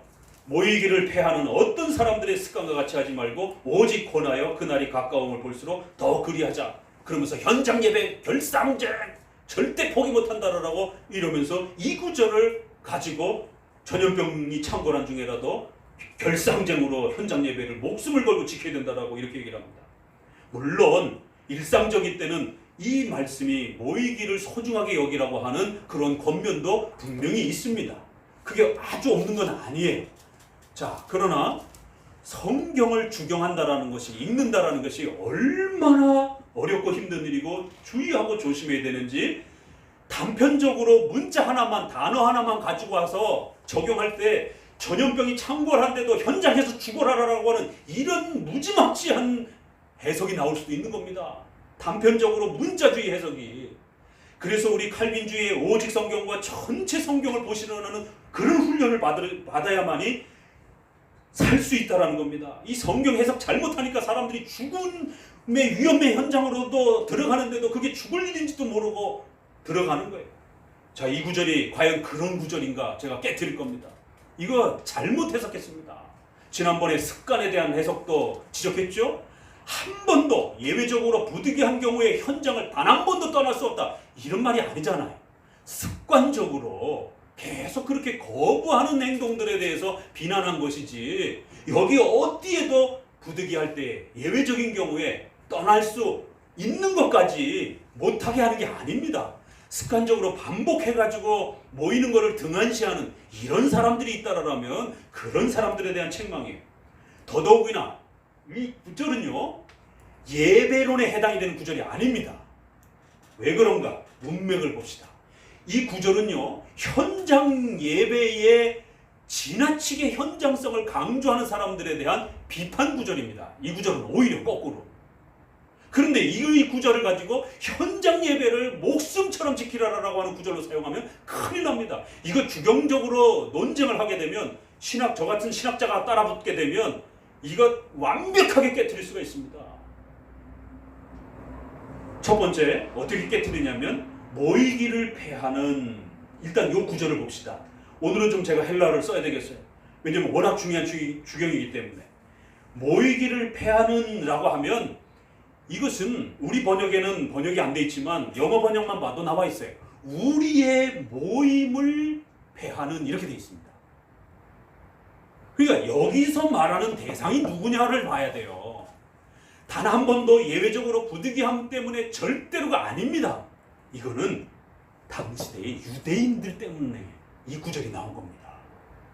그래서 9장, 10장 전부 다 현장의 제사를 강조하는, 현장을 지나치게 강조하는 이러한 자들에 대해서 이제 현장 시대 끝났어, 이게 히브리서 8, 9, 10장 이야기입니다. 그래서 더 이상 제사 필요 없어. 그런 식의 제사 필요 없어. 오직 예수 그리스도의 피로 이제는 구약의 현장적 그러한 제사와 제도가 끝이 났다는 걸 강력하게 강조하는 그 문맥에서 나온 말이에요. 그런데 유대인들이 자꾸만, 야, 너네 기독교인들 그렇게 줄여가지고 회당에서 모이고 지들끼리 모이고 그런 식의 현장은 그 썩은 거야, 쓸데없는 거야, 그 쓰레기 같은 거야. 우리가 수천 년 동안 이렇게 제사로서 성전에서 이렇게 지켜온 이 현장이 훨씬 성경적인 거야. 그러면서 기독교인들의 단편적이고 간소화된 그 현장의 모습을 조롱하는 겁니다. 그러니까 바울이 우리의 모임, 기독교인들의 모임을 조롱하는 바로 유대인들의 그 관습들, 그러면서 기독교인들이 모이는 거를 쟤네는 성전도 없고 의식도 없고 저거만 해? 설교만 하고 앉았네?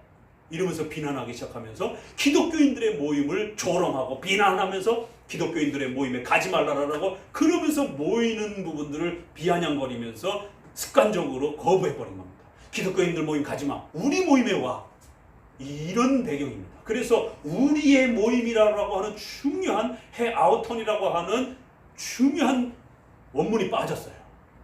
그러니까 번역하는 과정에 오해를 불러일으키는 겁니다. 단 한 번도 예배적으로 모이는 것을 인정하지 않는다, 이런 식으로 읽혀질 수 있는 오해가 있는 거예요. 그러나 우리의 모임과 저들의 모임이 대조되고 있는 겁니다. 그리고 어떤 사람들의 습관이라는 거예요. 그래서 이 습관, 어떤 사람이 도대체 누구냐라는 거예요. 그럴 때 이 어떤 사람들은 그 다음 구절 10장 26절에 진리를 아는 지식을 받은 후 짐짓 죄를 범한 자들, 이거 성령 해방죄. 히브리서 10장 6절에 한 번 믿었다가 버림받은 자들, 이 성령 해방죄에 해당되는 그 죄입니다, 이게. 그래서 이 사람들 구원 못 받는다라고. 아니, 25절에는 모임에 대한 이야기인데 26절에는 구원 못 받는다라고, 영원히 버림받는다라고 하는 성령 해방죄에 대한 엄청난 이야기입니다. 25절과 26절이 이게 주제가 연결이 안 돼요. 이게 왜 갑자기 느닷없이 이 얘기가 나오지? 구원에 대한 이야기가? 그러니까 모임에 대한 이야기는 현장 예배에 대한 이 중요한 원리를 이야기하는 게 아니고 구원에 대한 이야기가 중심입니다. 이 전체 흐름, 10장 전체 흐름.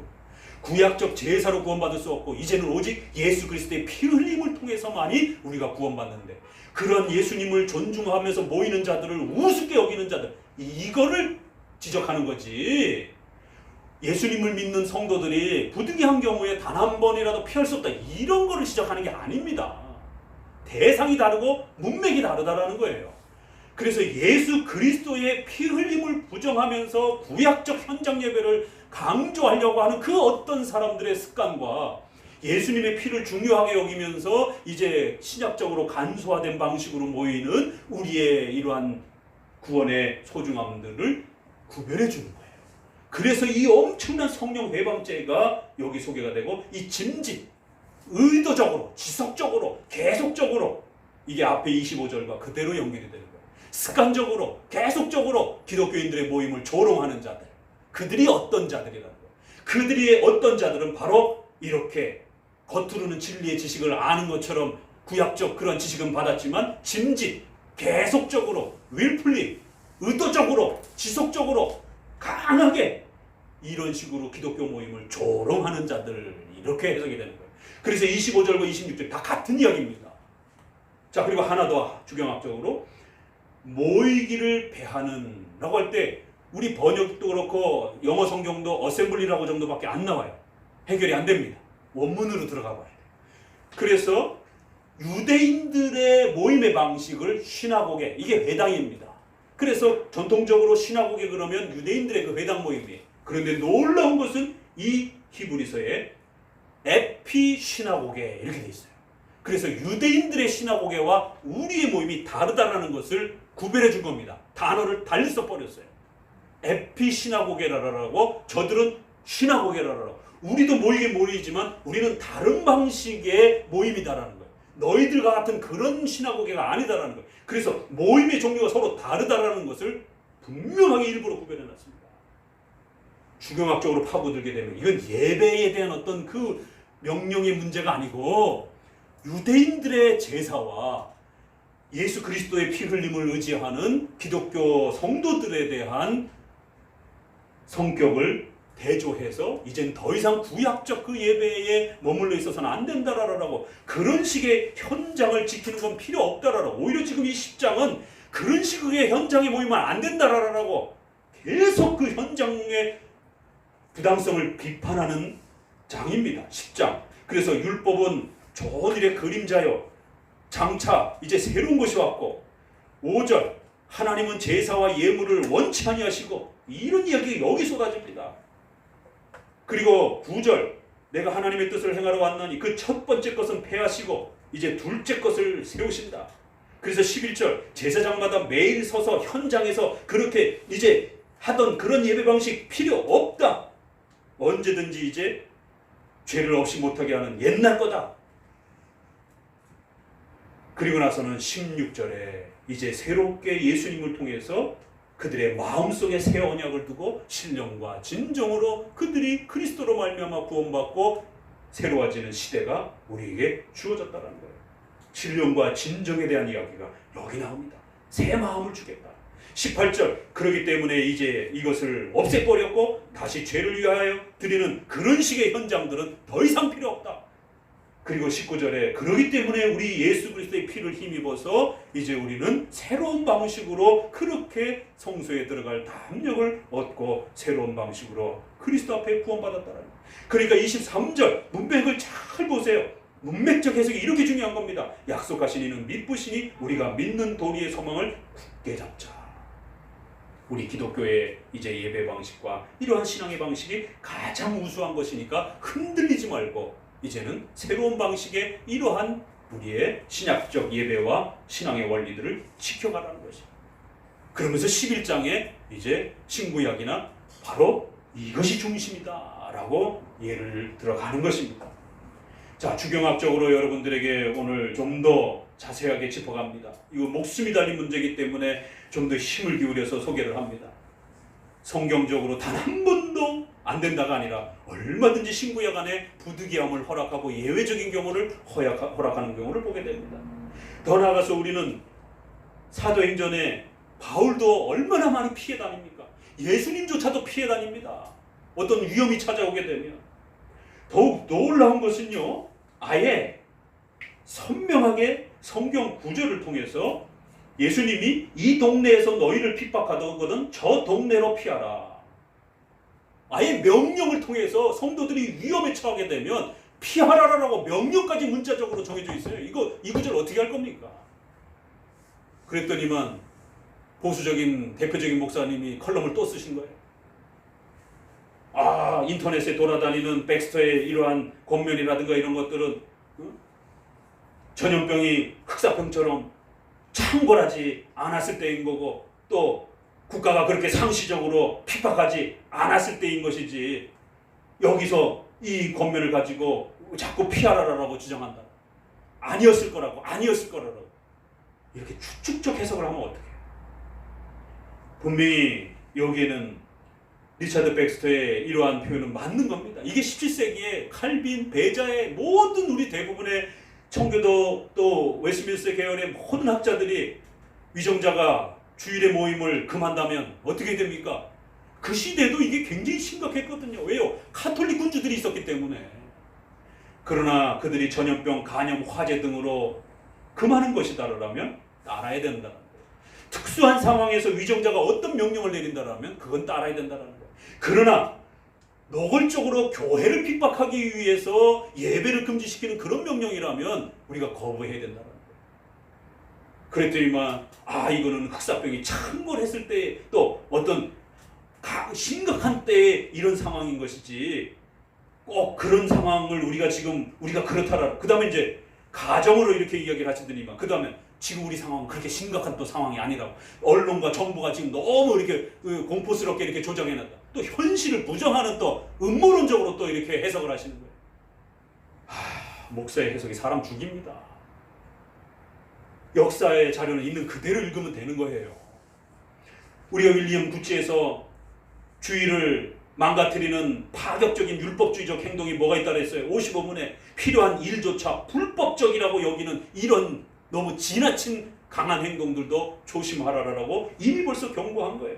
웨스민스터 총회에 참석했던 분이 그 필요한 일조차, 그게 뭡니까? 54문에 환자를 돌보고 아기들을 돌보고 임산부를 돌보고 이런 부득이한 형편에 있는 자들을 돌보고 또 교회가 부득이한 경우에 처했을 때 이것은 지나칠 정도로 엄격함으로 생기는 것입니다.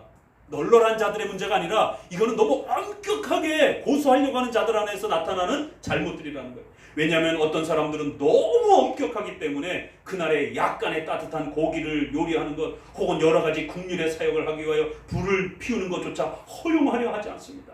그들의 행위는 유대인들이 그리스도께서 그렇게 병자를 고치는 이러한 부분들을 공격했던 행위와 동일한 율법주의적 행동들입니다.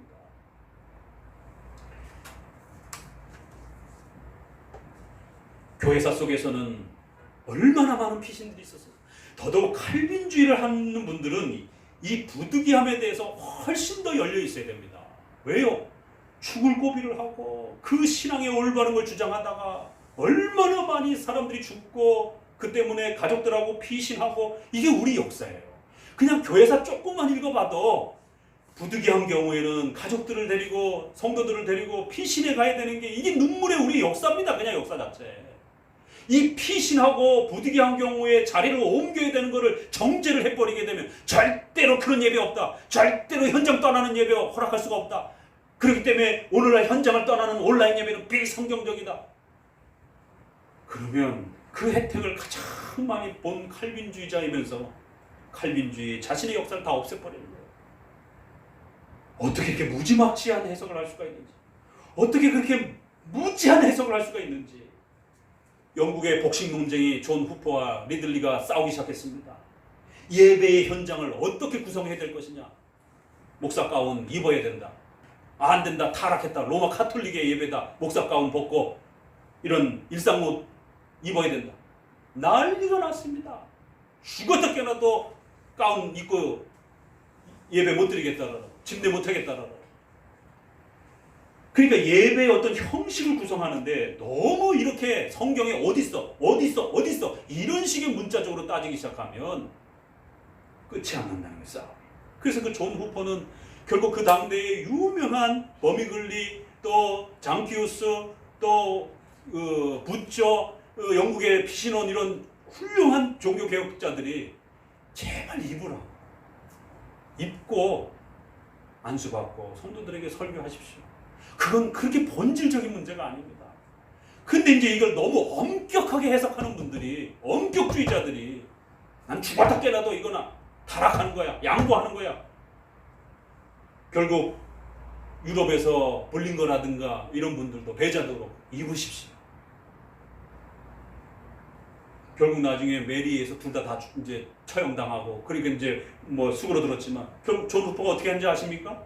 나중에 입고 목사 안수받고 설교했습니다.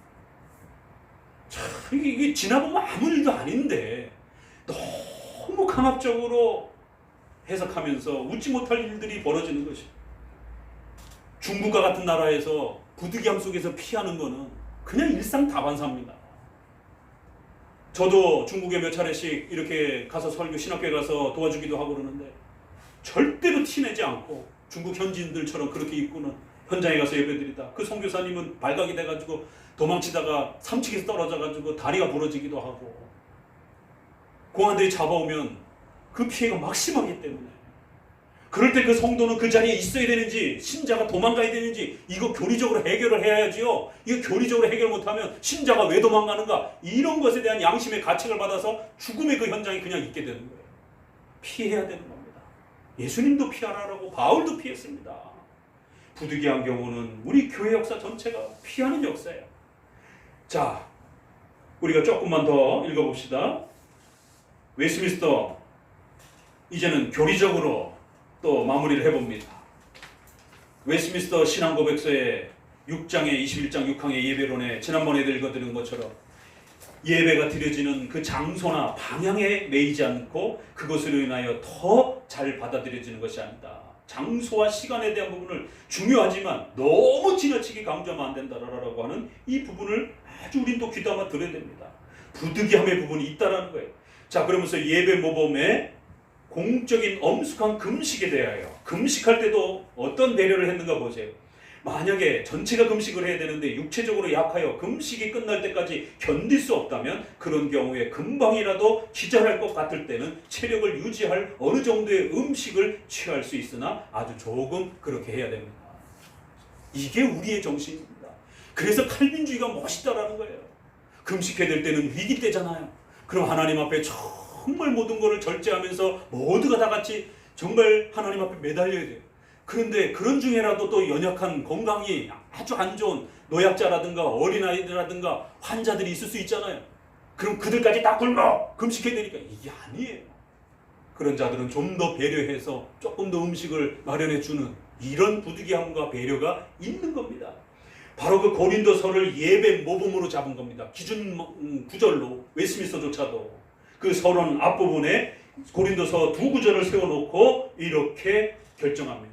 앞서 사용했던 로마 카톨릭의 통일된, 절대로 변경할 수 없다, 이런 식의 예식서, 바로 이 여러 가지 의례와 이전에 하나님의 예배에 사용하던 예식서들과 함께 버리고, 그건 옳지 않다라는 거예요. 그런 강압적인 예식서들을 아래에 소개되는 예배 모범을 보통 때나 특별한 때 공적 예배에서 사용하기로 우리는 결정했습니다.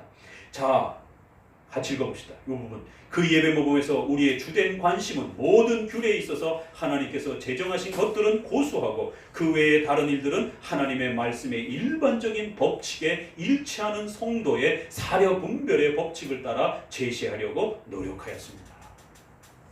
기본 원칙, 명령된 기본 요소는 변경 불가해. 그건 구축하는 겁니다. 그러나 시간, 장소, 공간에 대한 문제, 또 보조적인 이런 부분들, 이런 건 기독교인들의 사려 분별을 통해서 일반적인 성경의 원칙 아래에서 합의해서 결정하면 되는 것이지, 그거를 절대적인 법칙처럼 이렇게 고수하면 안 된다는 겁니다. 그러면 율법주의가 되는 겁니다. 그래서 우리는 예배 명령서가 아니라 예배 모범서를 여러분들에게 드리는 겁니다. 이름이 신학을 말하는 겁니다. 카톨릭은 예배 명령서를 줬습니다. 절대 변경 불가해요. 원칙적인 거든 허용적인 거든 절대 변경 불가해요. 교황이 바꾸기 전까지는.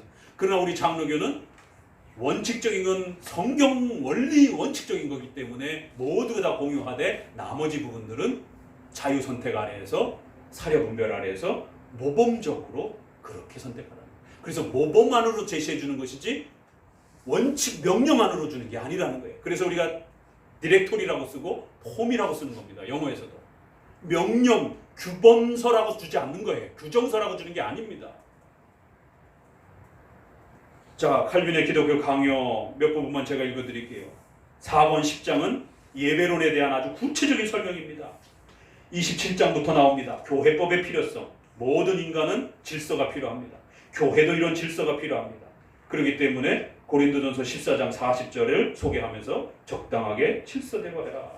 사람의 관습과 마음의 각양각색이며 사람들의 판단의 성향은 상충되므로 질서가 있어야 됩니다. 28장 올바른 교회법의 문제. 교회법은 두 가지를 고려해야 됩니다. 하나는 적절하고 위험 있게 행해야 되고 인간 공동체는 인간애와 절도와 질서를 유지하면서 예배를 구축해야 됩니다. 29항 예배의 진정한 예절. 공중 기도를 드리고 성례를 행하고 이런 걸 위해서 시간을 정할 수 있습니다. 설교 시간에는 정숙해야 하고 일정한 자리에 앉으며 어떤 공간을 마련할 건가. 옛날에 청교도들은요, 귀족들이 어느 자리에 앉을 건가를 갖고 싸우기도 했습니다. 현장은 어떤 식으로 구성해야 될 건가를 가지고 복식 논쟁처럼 의복 논쟁처럼 피 터지게 싸운 적도 있습니다. 어느 자리에 앉아야 될지, 어떤 방향으로 들어와야 되는지. 현장을 잘못 이해하게 되면 이런 극단들이 나오게 되는 겁니다. 그런 거는 교회법 아래에서 질서를 가지고 폼 있게 결정하라는 거예요. 그래서 일정한 자리에 앉으며 일정한 시간을 교회법 아래에서 정하라는 것입니다. 30항 교회법에 의한 속박과 자유. 거짓 주교들은 로마 카톨릭은 이걸로 구실을 삼아 아주 독재적인 법을 그렇게 구축한다는 거예요. 또 다른 제세력파는 아주 지나치게 예민한 사람들 위해서 이런 말한 폐단을 듣고 아주 모든 법을 갖다가 싸그리 없애려고 하는 또 이런 자들이 있다는 거예요. 둘 다 문제라는 거예요.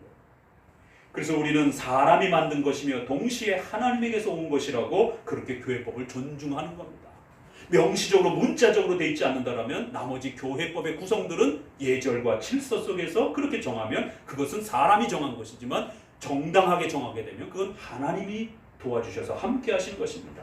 암시적으로 그렇게 표시되어서 우리에게 전달이 되는 겁니다. 그러나 외형적인 규율과 의식에 대해서 우리가 해야 할 일은 자세히 명령하려고 하지 않으셨습니다. 하나님. 원칙적인 것만 명령하셨고 이런 일은 시대의 형편에 의존하는 것을 아시고 한 형식이 모든 시대에 적합하다고 보지 않으셨기 때문입니다. 그러므로 주께서 주신 전반적인 규정, 즉 교회의 질서와 예절을 위해서 필요한 것은 위의 앞부분에서 권면했던 그 정도만 고려하시면 됩니다. 하나님은 세부적인 시간과 장소에 대한 그 선택 문제는 명령하시지 않는다. 중요한 해석입니다. 31항 교회법과 관련된 속박과 자유의 문제. 자, 그럼 어떻게 질서적으로 정할 것이냐? 고유한 그들의 관습, 또 사람에 대한 배려, 인정, 그 다음에 중용, 중간 정도 선에서 선택하는 이 정도의 고려를 하면서 선택하면 됩니다. 제발 우리의 선생님의 글을 읽어야 돼요. 마찬가지로 여기부터 집중해서요. 예배의 시간과 예배의 장소의 건축물, 어느 날 어느 시편을 부를 것인가 하는 등의 일은 중요하지 않습니다. 단 화평을 유지하기 위해서 미리 날과 시간을 정해두는 것과 모든 사람을 수용하기 위해 적당한 장소가 있는 것이 편리합니다. 공공질서와 관계된 사항을 각 사람의 마음대로 바꾸어 버려둔다면 이것은 세밀한 일에서 큰 혼란과 분쟁이 벌어질 수 있습니다. 이 문제들은 아무래도 좋다고 생각해서 각 사람이 막 선택하면 이것도 문제입니다. 그러나 만일 여기서 어느 누가 큰 소리로 불평을 말하며 나 이런 방식 싫다라고 이렇게 지휘는 책 한다라면 그는 주 앞에서 어떤 이유로 그의 신경 과민을 변호할 수 있는지 대답 좀 해보십시오. 네 주장과 네 방식만이 옳다라는 게 그럼 과연 어디서 어떻게 근거를 댈 수 있느냐라. 너는 신경 과민이다라고 칼빈은 이렇게 비난합니다. 마지막 32항. 그러기 때문에 결론적으로 준수해야 될 사항은 적어야 하고 덕을 세우기 위한 그런 정도면 괜찮은 겁니다. 만일 교회를 위하여 필요하다면 우리는 아무 거리낌 없이 일부 규정을 변경할 뿐만 아니라 지켜오던 규정의 폐지까지라도 용이할 것입니다. 다른 환경 하에서 불경건하지 않고 예절에 어긋나지 않는 의식일지라도 지금 우리 상황에서 기회를 보아서 폐지하는 것이 합당하리라는 사실을 우리는 이 시대에 우리에게 증명해 주는 것입니다. 이렇게 부득이한 경우가 판단이 된다면 우리 시대의 문화를 잘 고려해서 선택해주고 배려해주면 된다는 겁니다. 그래서 온라인이 가능하냐 안 하느냐? 참 이건 정말 너무 어설픈 질문이고 너무 가벼운 질문입니다. 왜요? 제가 칼럼에서도 썼지요. 예배 형식의 낯설음 때문에 그래요. 처음에 유교문화 때문에 기역자 예배하고 가림막이 예배당으로 해서 여자 남자를 구별하는 거 가지고 그렇게 시작했습니다. 그런데 양반들이 나중에 이걸 없애버리니까 양반들이 놀래 자빠지는 것이에요. 어떻게 여자가 한 공간 안에서 예배를 드냐고. 이 음탕한 예배를 하라고. 그러니까 형식의 어떤 방식들이 변경됐을 때 그거에 대한 어떤 적응에 대한 이 낯설음이 있는 겁니다. 그걸 마치 성경의 원리처럼 이렇게 고집하면 안 되는 거예요. 1980년대 컴퓨터 처음 나왔을 때 666 바코드 받으면 다 지옥 간다라고 그러면서 절대로 교회 안에서 컴퓨터 못 사용하게. 목사님들이 그렇게 설교했습니다. 그거 1년 안에 싹 없어졌어요. 그렇게 설교했던 목사님들 다 바보가 됐습니다. 왜요? 홈페이지 교회 안에서 다 사용하잖아요. 그러니까 문화의 이러한 그 변형을 너무 OX로 죄다 아니다라고 이런 식으로 목사님들이 너무 급히 접근하게 되면 큰일 납니다. 나중에 자기 발등 찍습니다. 왜요? 사회와 모든 문명이 다 그렇게 하고 있는데 아 이거 안 된다 이거 죄다 이렇게 되면 제세례파처럼 아미시처럼 메노나이트처럼 마차 끌고 다니고 옛날 문명만 왜 성경에 여기 자동차가 어디 있어? 성경에 온라인이 어디 있어? 성경에 문명의 전구가 어디 있어? 전기가 어디 있어? 다 죄라는 거예요. 이런 식의 사고는 제세례파의 사고였습니다. 반문화주의, 반문명주의. 그래서 마차 타고 다니고 까만 옷 입고 다니고 디자인 이런 모든 문화의 발전을 다 악이라고 취급하는 주 5일 근무제 2000년대 들어가고 사회가 바뀌면서 주 5일 근무제 바뀔 때 목사님들이 난리가 났습니다. 누구요? 세대주의, 근본주의, 제세례파 계열에 있는 분들, 이원론으로 해석하는 분들, 성경에 6일 노동하라라고 했는데 왜 5일 노동으로 바꾸느냐고. 우리는 절대로 주 5일 근무제 수용할 수 없다라고. 저 유명한 여의도의 S교회 대표로 해서 성명서까지 발표하면서 난리를 쳤습니다. 비성경적이라고 못 받아들인다라고. 1년 뒤에 싹 들어가서. 지금 누가 그런 주장합니까? 주 4일 근무제까지 나오고 그거 아무도 문제 삼지 않아요. 지금 주 5일 근무제 하는 거. 오히려 성도들이 토요일 날 쉬고 편안하게 쉬었다가 주일날 오니까 훨씬 더 피로도도 덜하고. 그러니까 문화의 변화에 대한 이 부분들을 성경에 문자적으로 너무 직접적으로 대입하게 되면 나중에 자기 발등 찍히는. 지금 서울 순복음교회 다 주 5일 근무제 다 허용하고 다 예배 드리잖아요. 그래갖고 토요일 날로 예배를 바꾸느니 뭐 별 희한한 설교들이 다 나왔어요. 다 지나갔습니다.